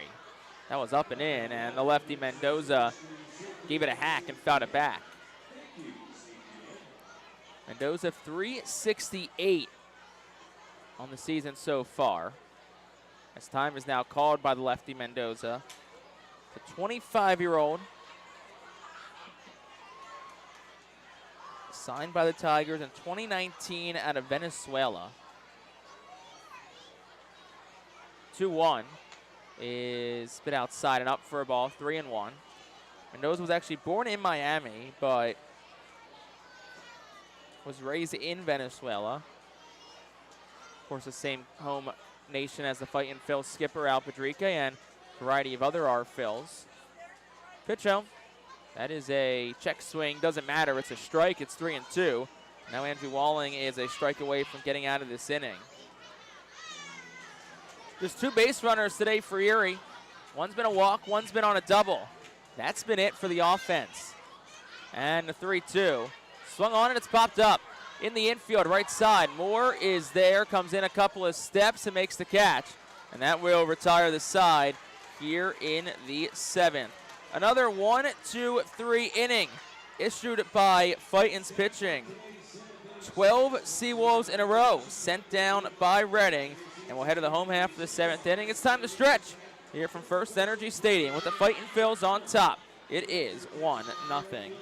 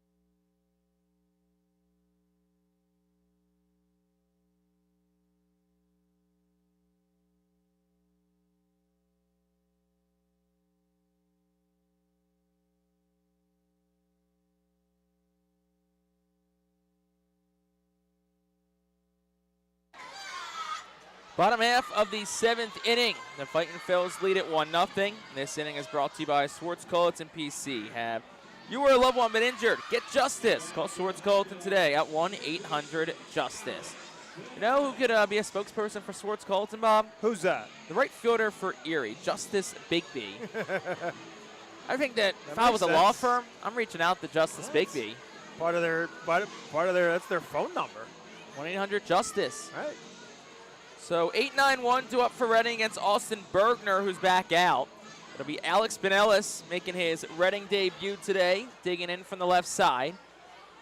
And Bergner's first pitch to Pinellas is down for a ball. It's 1-0. Pinellas will walk in a strikeout in today's ball game. 0 for 1 overall, but he has reached base with one time. Bergner, a reliever who works from the windup, deals home. And Pinellas swings and he hits it in the air, shallow left. In comes Mendoza. It's going to be a really tough play, and it drops between Cruz, Jarvis, and Mendoza in shallow left. And that'll be the first Reading hit for Alex Pinellas. He's aboard for the second time, and that'll bring Cade Fergus to the plate. Well, I was just looking in between innings. Each team has had an infield pop-up 3 times, one of which was made by Jarvis, the shortstop, going ranging far back to his left, because Mendoza either is not picking the ball up off the bat very well or just getting a late jump, because that's a ball that it's clearly should have been, if anybody, the left fielder to make it, but he was very either hesitant or just unsure of himself coming in. First pitch, Cade Fergus swinging away, and it's a strike foul, 0-1.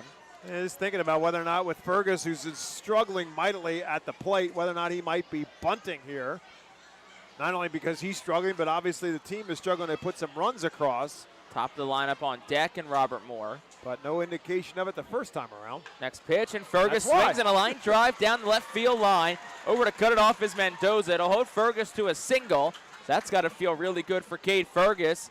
Back-to-back base hits for Reading, who are threatening now, and Robert Moore comes to the plate, still with no outs. Just to give you an idea of the funk that Fergus was in, 1 for 13 on the road trip when he didn't have the one, which was the hit. The other 12 at-bats he struck out. He started this homestand 0 for 2 with a couple of strikeouts. And what does he do the next time up? Line drive in the left field for a base hit. That's baseball. It's a funny game. Well, it's a funny game, too, because Pinellas singled on a very much a Texas leaguer. Okay, so And if Fergus wasn't going to bunt, what's Robert Moore going to do? Moore's the kind of guy that could bunt, and it could result in a base hit. Absolutely. Look where the infielders play right now. Holton's even with the bag at first. In at third is Cruz. Yep. So if I'm Moore, I'm trying to put this right down that first base line. That's ideal. Make the pitcher field it if possible. First baseman is still playing in the baseline just to keep Fergus from getting too big of a lead. So Moore in from the left side. First and second, no outs. 1-0 Reading. Moore does square. He gets it down. That is a good bunt. The pitcher feels it, and he went to third because Pinellas never ran because it was up in the air. So it's going to be a 1-5 fielder's choice. Yeah, you can't really blame Pinellas on that. That ball, the bunt was initially up in the air, and whether or not Berger could have fielded it or not, the first baseman Holton was telling him to let it drop, or his catcher Lorenzo was telling him to let it drop because they knew they had Pinellas up at third base. So that's ultimately a good play by Erie, but the bunt did not get down on the ground initially, and it made the runners freeze. Yeah, like I said, you can't blame the runners there. Nope. So good play by Bergner. 1-5 fielder's choice. So it's first and second, 1 out for Aiden Miller. And the first pitch to Miller is down. It's 1-0. Quiet day at the plate for Miller. He's 0 for 4. Strikeout, a pop out, and a ground out to third his last time up. But a big spot here for the Phillies' number 2 prospect. He's got 4 home runs, 10 RBI on the season. He's also doubled 4 times. And the pitch, Miller swings and he taps it foul towards Al Padrique in the third base coach's box, and it's 1-1.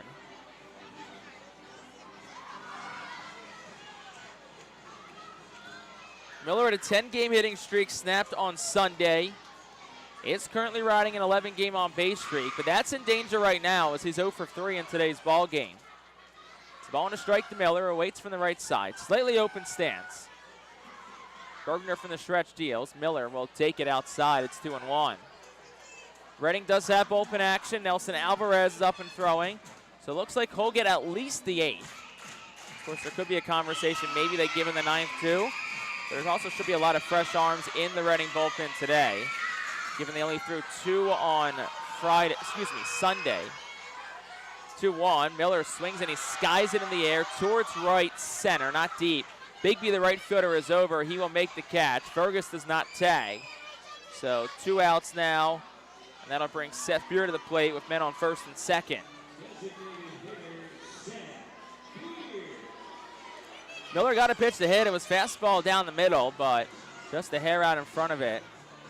These are the spots that this Fightin' Phil's team in 2025 has really struggled with throughout numerous portions of this season. That's getting big hits and big opportunities. And with that, this might be the end of the day for Bergner. The trainer's coming out, and Andrew Graham came out and I think it's the catcher, though. I think it's Lorenzo who's hurt. Yeah, that's what they're going to look at. They're not looking at the pitcher Bergner. They're looking at the catcher Lorenzo. There's nobody throwing, so because Graham came out, looked at the up and said, "Hey, this is an injury timeout. Right. It's not a." Yeah, but the problem, the reason why he did that is because Lorenzo was out at the mound, so he wasn't coming out to home plate, but he was coming out to the mound. So Andrew Graham's like, "Look, I'm just going out to see how my catcher is. I'm not talking to my pitcher. Don't try to charge me with another mound visit. We had this issue earlier in the game." So Bryce Hippis, the athletic trainer for Erie, is out. It looked like they were looking at that right hand. Yeah, I don't know if he got a foul tip off of that hand. I'm not quite sure what happened. He's trying to say he's okay. You can see it on the right side of your screen if you're watching on MILB TV. And if you are, we appreciate you joining us. Today's MLB TV free game of the day between Reading and Erie. Appreciate you spending time with us. Maybe you're at work, and if you are, just make sure you minimize us and turn us down when the boss comes by.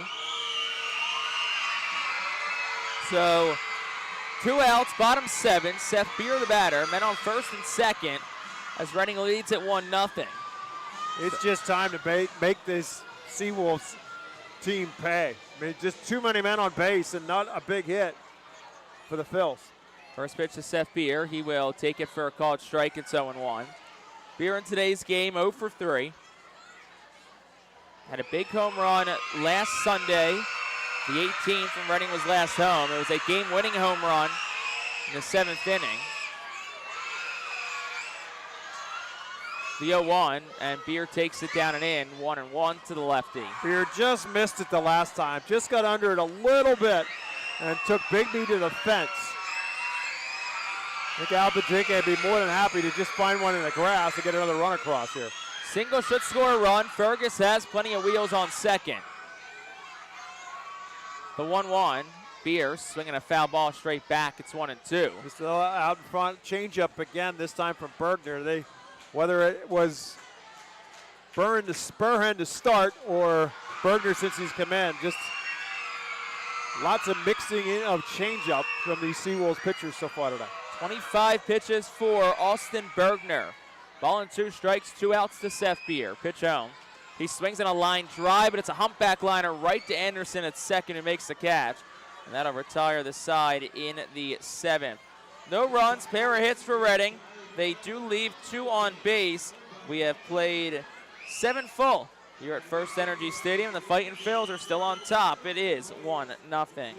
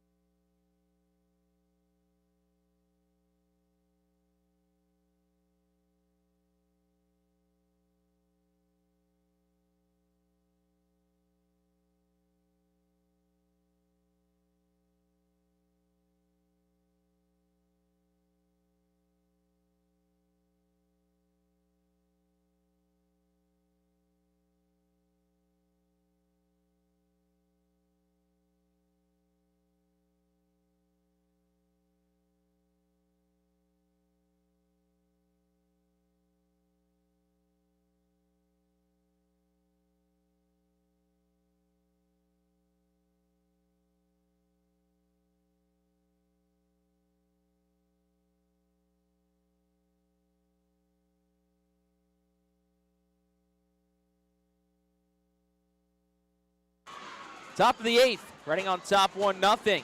New pitcher in is Nelson Alvarez, and to tell you all about him and take over on the play-by-play, it's my broadcast partner, Bob McCool. Thank you very much, Jake. Nelson Alvarez making his 15th appearance of the season for the Fightin Phils. That is now the most on the staff. He is 1-1 with a 5.87 earned run average. 15 in the third innings pitched. He's given up 15 hits. He's given up 10 runs, struck out 19. He's walked 7. He has 4 saves on the season in 6 opportunities. Not sure if that's the game plan tonight for the Fightin Phils. And manager Al Padrique and pitching coach Brad Bergeson for Alvarez to get a 6-out save, or if they have other opportunities. But right now it's a 1-0 game with the SeaWolves coming to the plate here in the top of the 8th. Justice Bigby will lead off for Erie. And the first pitch from Alvarez is there for a called strike. Bigby 0 for 2 with a couple infield groundouts so far in his first 2 plate appearances. No runs and 1 hit for Erie. 1 run on 6 hits for the Fightin Phils. 0-1 pitch, just outside for a ball. It's 1-1. Big number of all of the numbers is 8, and that is 8 men left on base for the Phils so far in this ballgame, and a 1-0 lead right now as Bigby fouls one straight back and ends up down on one knee after the mighty cut. It's 1 ball and 2 strikes now to Bigby, who does have 3 home runs and 25 RBIs on the season.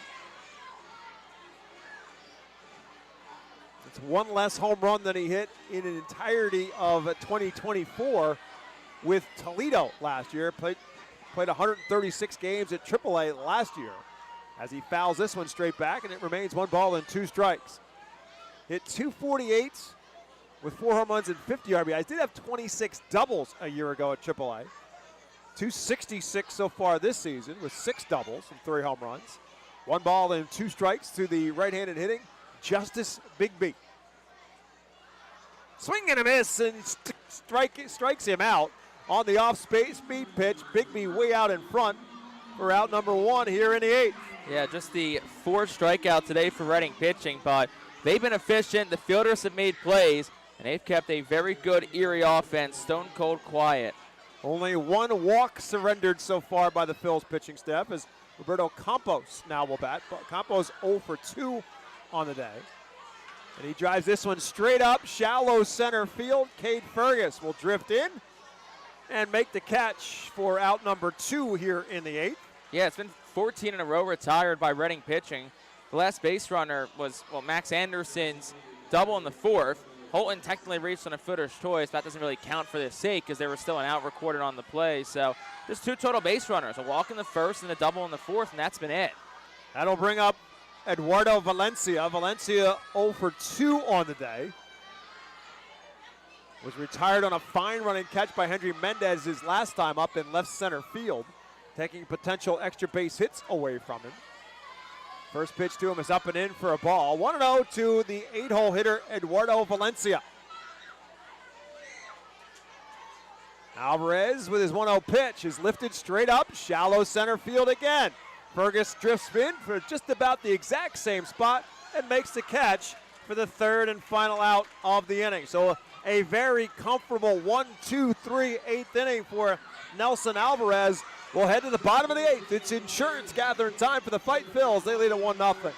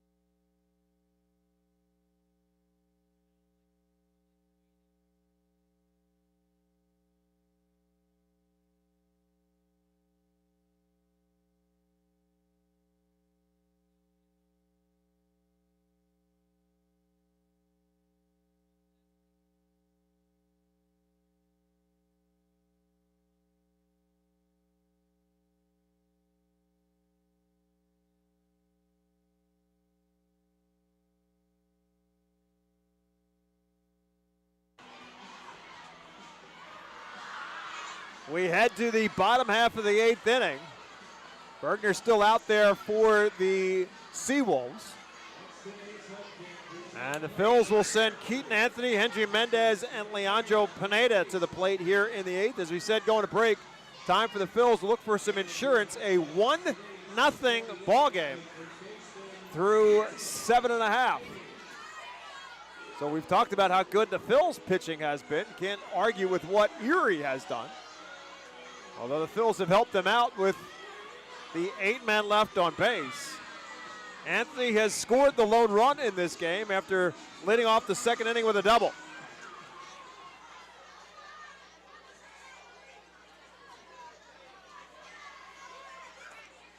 And hits this one up the left side. The shortstop, Jarvis, will range and make the play on a one-hop throw to Jake Holt, who picks it at first base for out number 1. So Jarvis has shown some range at shortstop for the SeaWolves. 1 out here in the 8th. And that will bring up Hendry Mendez.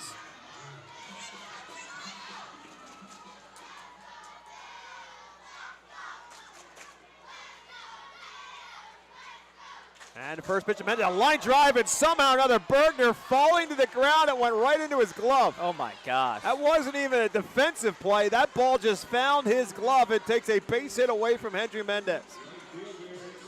Line out 1 in the scorebook. And Bergner can't even act like he tried to make that play. He was literally just trying to get out of the way of it, and the ball stuck in his glove. And Mendez is out for the 2nd out, and that brings up Leandro Pineda. Bills have had the leadoff man on base in 6 of the 8 innings in this game. They're pretty close to having a couple men on here, but to no avail. 1-0 pitch to Pineda. And he lifts this one down the third base line. That's going to drift into the grandstands and out of play. Pineda with the RBI double. The lone run scored by the Phils came on doubles from Keaton Anthony and Leandro Pineda back in the 2nd inning. That's been it in terms of run production. 1-1 pitch. It's in the dirt. It's 2-1.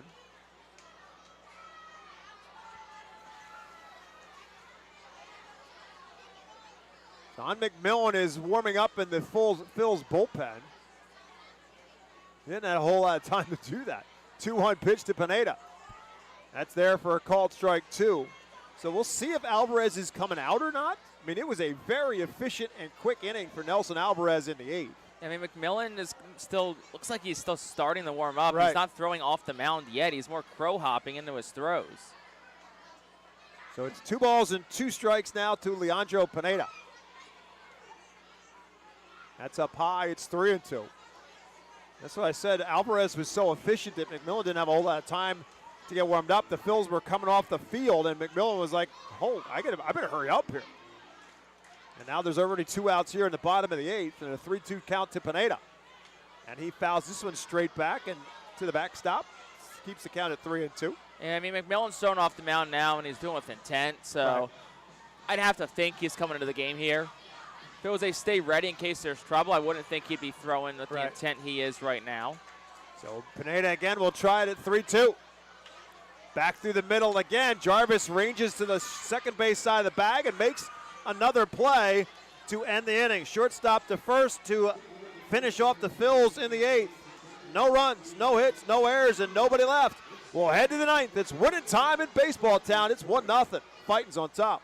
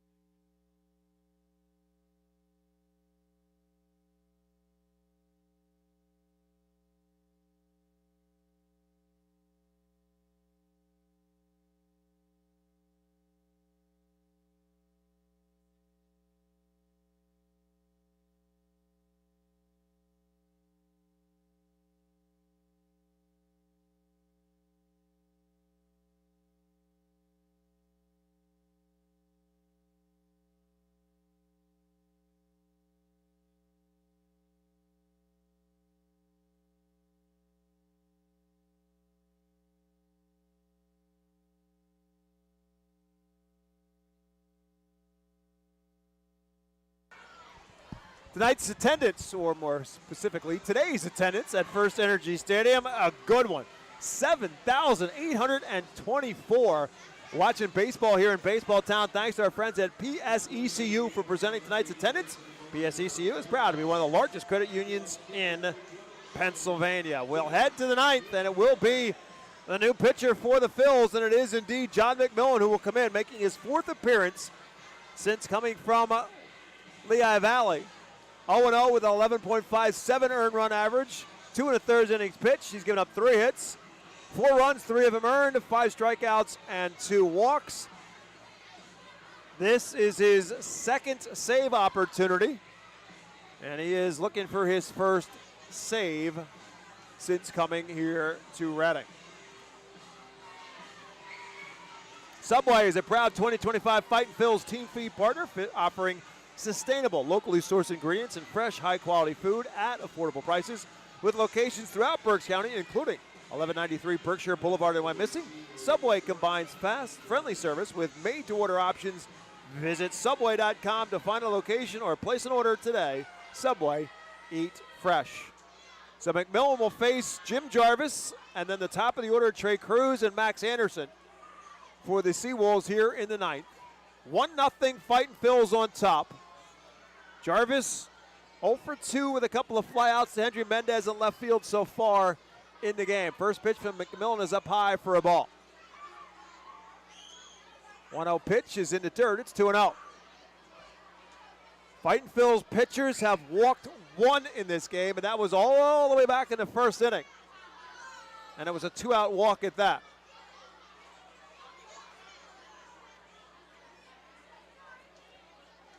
The 2-0 pitch is up and in. It's 3-0.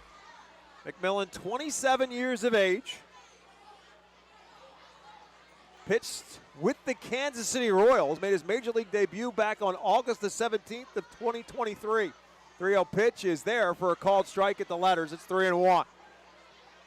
Last year, pitching in AAA for the Royals in Omaha. 28 games. He was 5-2 with a 6.53 earned run average. 3-1 pitch from him. Chopper up the middle, backhanded by Robert Moore. Off balance throw is not going to be in time. Gets away from Keaton Anthony, but not far enough to allow the batter Jarvis to advance. I think Jarvis had the play beat out regardless of whether or not Anthony was able to field it. Robert Moore, the second baseman, ranging far to his right, tried to get something on the throw and bounced it towards Keaton Anthony, but it's going to be an infield single for Jim Jarvis. So the tying run is on board with nobody out, and the top of the order in Trey Cruz at the plate. Good size lead off of first for Jarvis, and he inches a little bit further out. The pitch for Cruz is way inside, ball 1.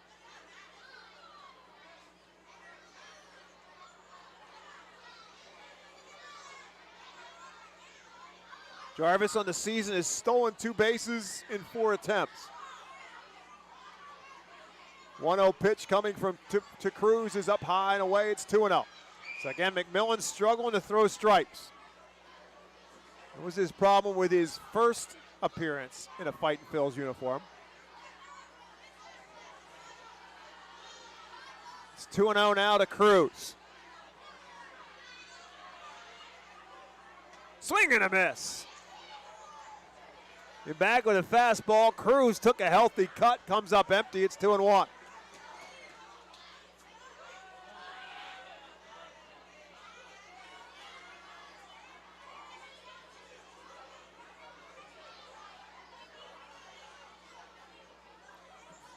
That's inside again. It's 3-1. Continues to miss with that back foot slider. And it's 3 balls and 1 strike now to Trey Cruz. Last shutout by the Phil's pitching staff was September 14th of last year at Harrisburg. 3-1 pitch. There for a called strike 2.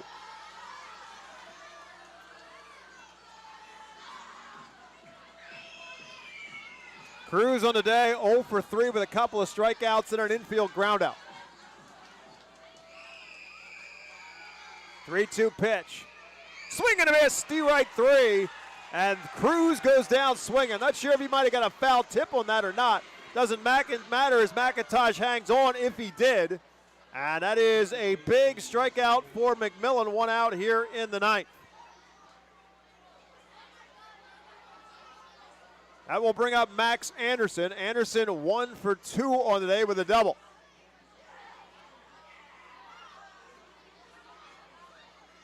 First pitch, there, strike one.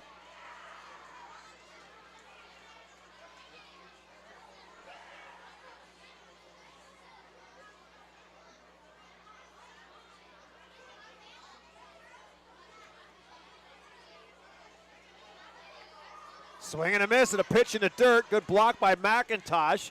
Does not allow Jarvis to move up. And it's quickly no balls and 2 strikes now to Max Anderson.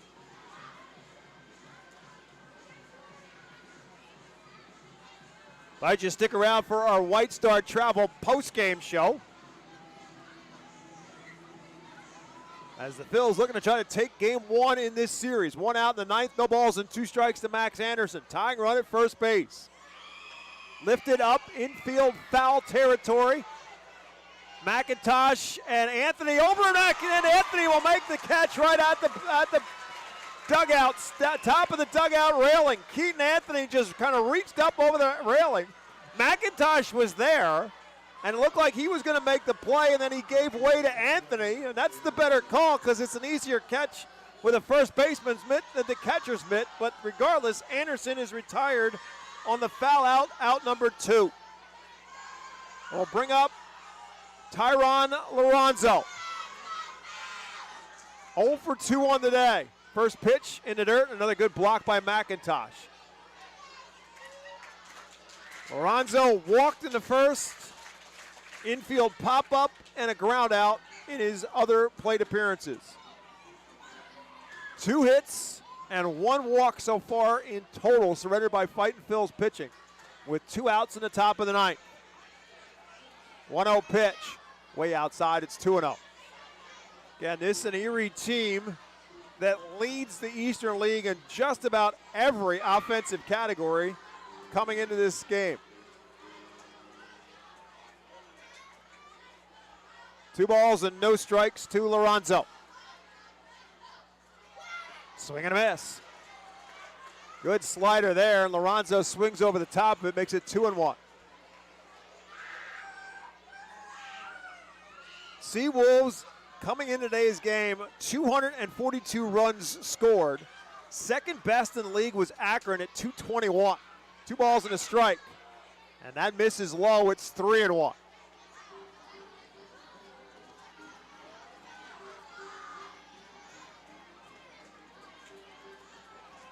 Jim Jarvis takes his lead off at first.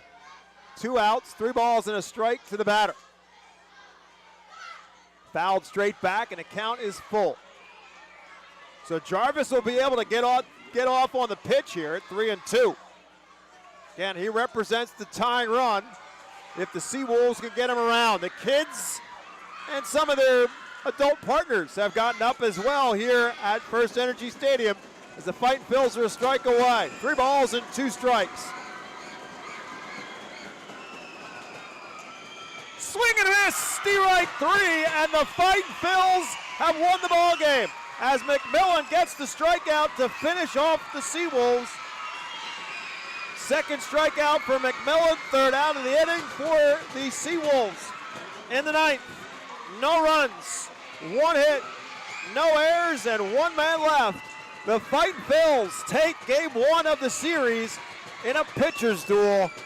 Fightin's 1, SeaWolves nothing. Back with our White Star Travel postgame show right after this on the Reading Fightin Phils Radio Network.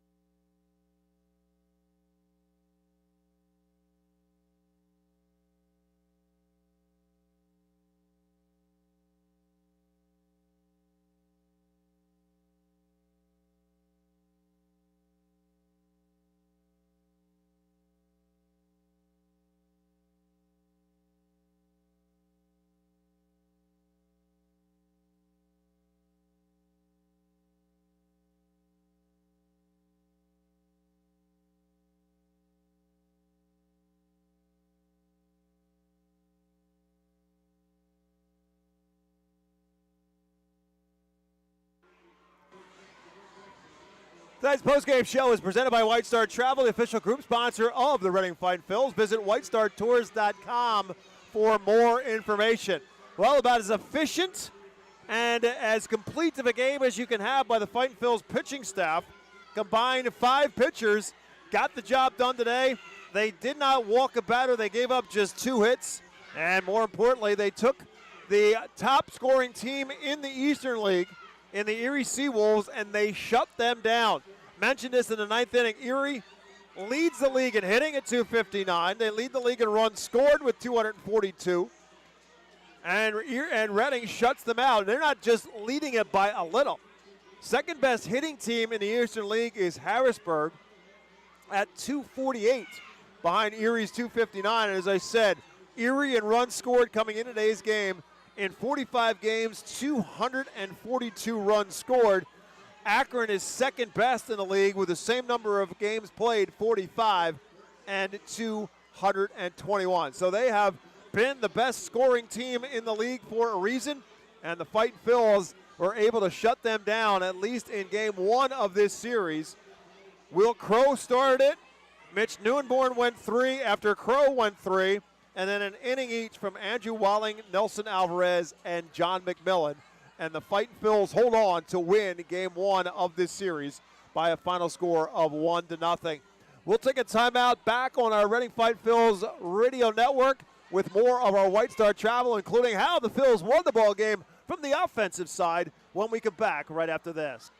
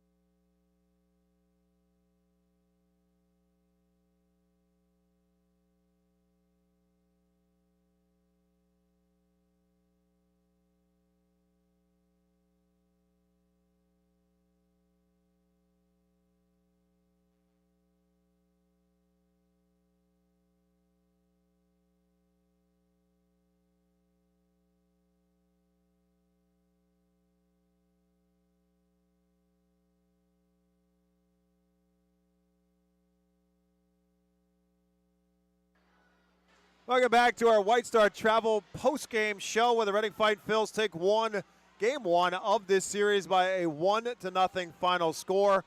And here is the offense for the Phils, and it was in the second inning.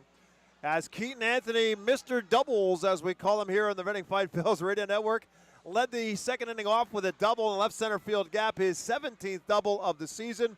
After an infield pop-up to Henry Mendez, Leandro Pineda stepped up, and he doubled to just about the exact same spot in the left center field. It was the 9th double of the season for Pineda, his 8th RBI of the year as well. And the Reading Fightin' Phils had gotten the game's first run.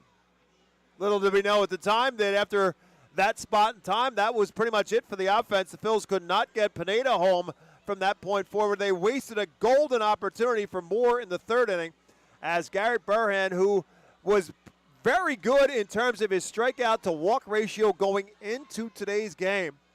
He had 38 strikeouts to just 9 walks, but he had some control issues today, mostly in the third inning, where he ultimately walked the bases loaded, but the Phils could not make him pay for it. They come up empty in that one.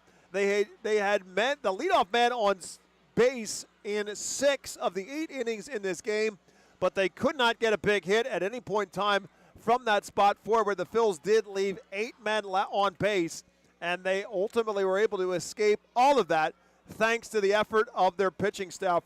Again, Wilt Crowe started. He was really good through 3 innings, but he was taken out again. He is just working himself back up again. It's just his second appearance, his first start since signing with the Phillies after pitching in Korea a year ago, and his season ended last year after 8 starts in Korea with an elbow issue.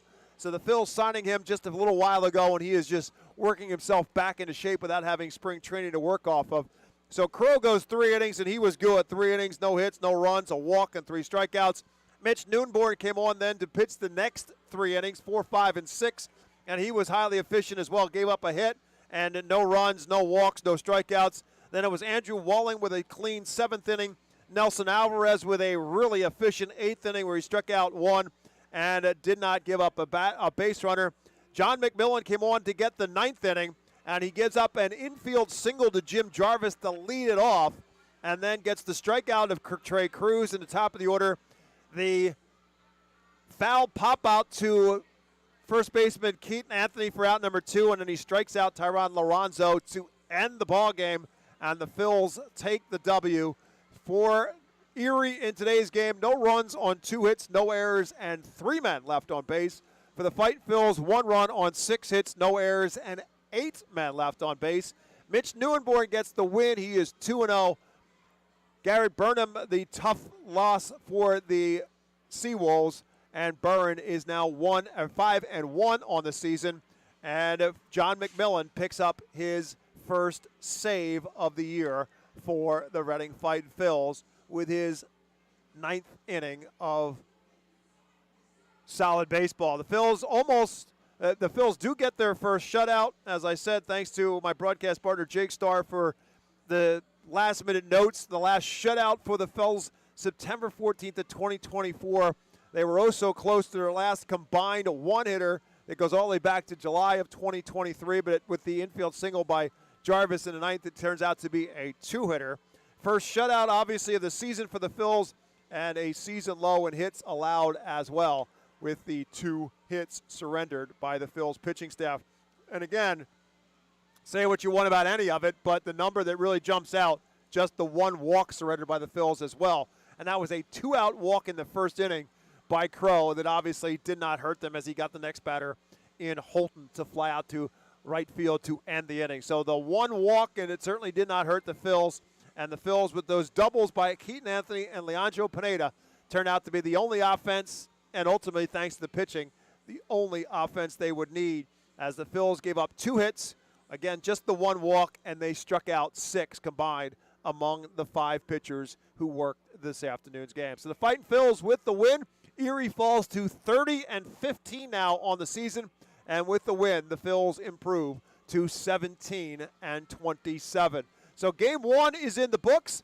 Back to work tomorrow night for the Fightin' Phils, and 6:45 is our first pitch time here at FirstEnergy Stadium, as the Phils and SeaWolves will go after each other for game number 2 tomorrow night here at FirstEnergy Stadium. The scheduled starters for tomorrow's game 2, Chuck King, the right-hander for the Fightin' Phils, and right-hander Joseph Montalvo scheduled to pitch for the SeaWolves. Again, 6:45 is our scheduled time here at FirstEnergy Stadium, and we'll be on the air with our pregame show at 6:30 on the Reading Fightin' Phils radio network. And, of course, our flagship is 830 WEU.com. A reminder that Philadelphia Phillies baseball tonight, Phils and the Atlanta Braves start a series at Citizens Bank Park. 6:45 is the first pitch of that one. You can hear Scott Fransky, Larry Anderson, and company on WEU 8:30 a.m. with the call of that game. Phils and Braves. Ranger Suarez for the Phils. Spencer Strider goes for the Atlanta Braves in the first series, for the first game of the 3-game series for the Phils and the Braves. And, of course, the Phils now at 34-19 with the best record in baseball. One of the best records in Major League Baseball is by the Detroit Tigers. Of course, the SeaWolves are the AA affiliate of the Detroit Tigers. So 2 of the better teams in baseball right now with their AA affiliates going after one another in this series. The Phillies and the SeaWolves back at it tomorrow night, 6:45 here at FirstEnergy Stadium. And again, tomorrow is a big day here at the ballpark. Kids will receive a pass for Hershey Park for all kids in attendance. And, of course, we'll have fireworks for you on Friday. Mega Blast fireworks, largest fireworks in stadium history on Saturday. And then Sunday, big giveaway item, Nick Singleton, Penn State football running back and Governor Mifflin product will be in attendance. It'll be a Nick Singleton bobblehead and a free photo session as well for kids for Nick Singleton Day here at the ballpark on Sunday to finish out this series. A lot of work left to do between now and the end of the series, but a very good and efficient game again today. 2 hours and 4 minutes. How about that? We've had some long ones at FirstEnergy Stadium in 2025. How about a 2 hour and 4 minute start to this series played in front of 7,824 here in baseball town. The Fightin' Phils win it. They win it over the SeaWolves by a final score of 1-0. For my broadcast partner, my name is Bob McCool. Thanks as always for listening to the Reading Fightin' Phils Radio Network. Hope you'll do again tomorrow night. 6:45 is first pitch. 6:30 will be our pregame show time here on the Reading Fightin' Phils Radio Network. Reading 1, Erie nothing. That'll do it for our broadcast for today's game. Thanks for listening, everyone. Have yourselves a great Tuesday night.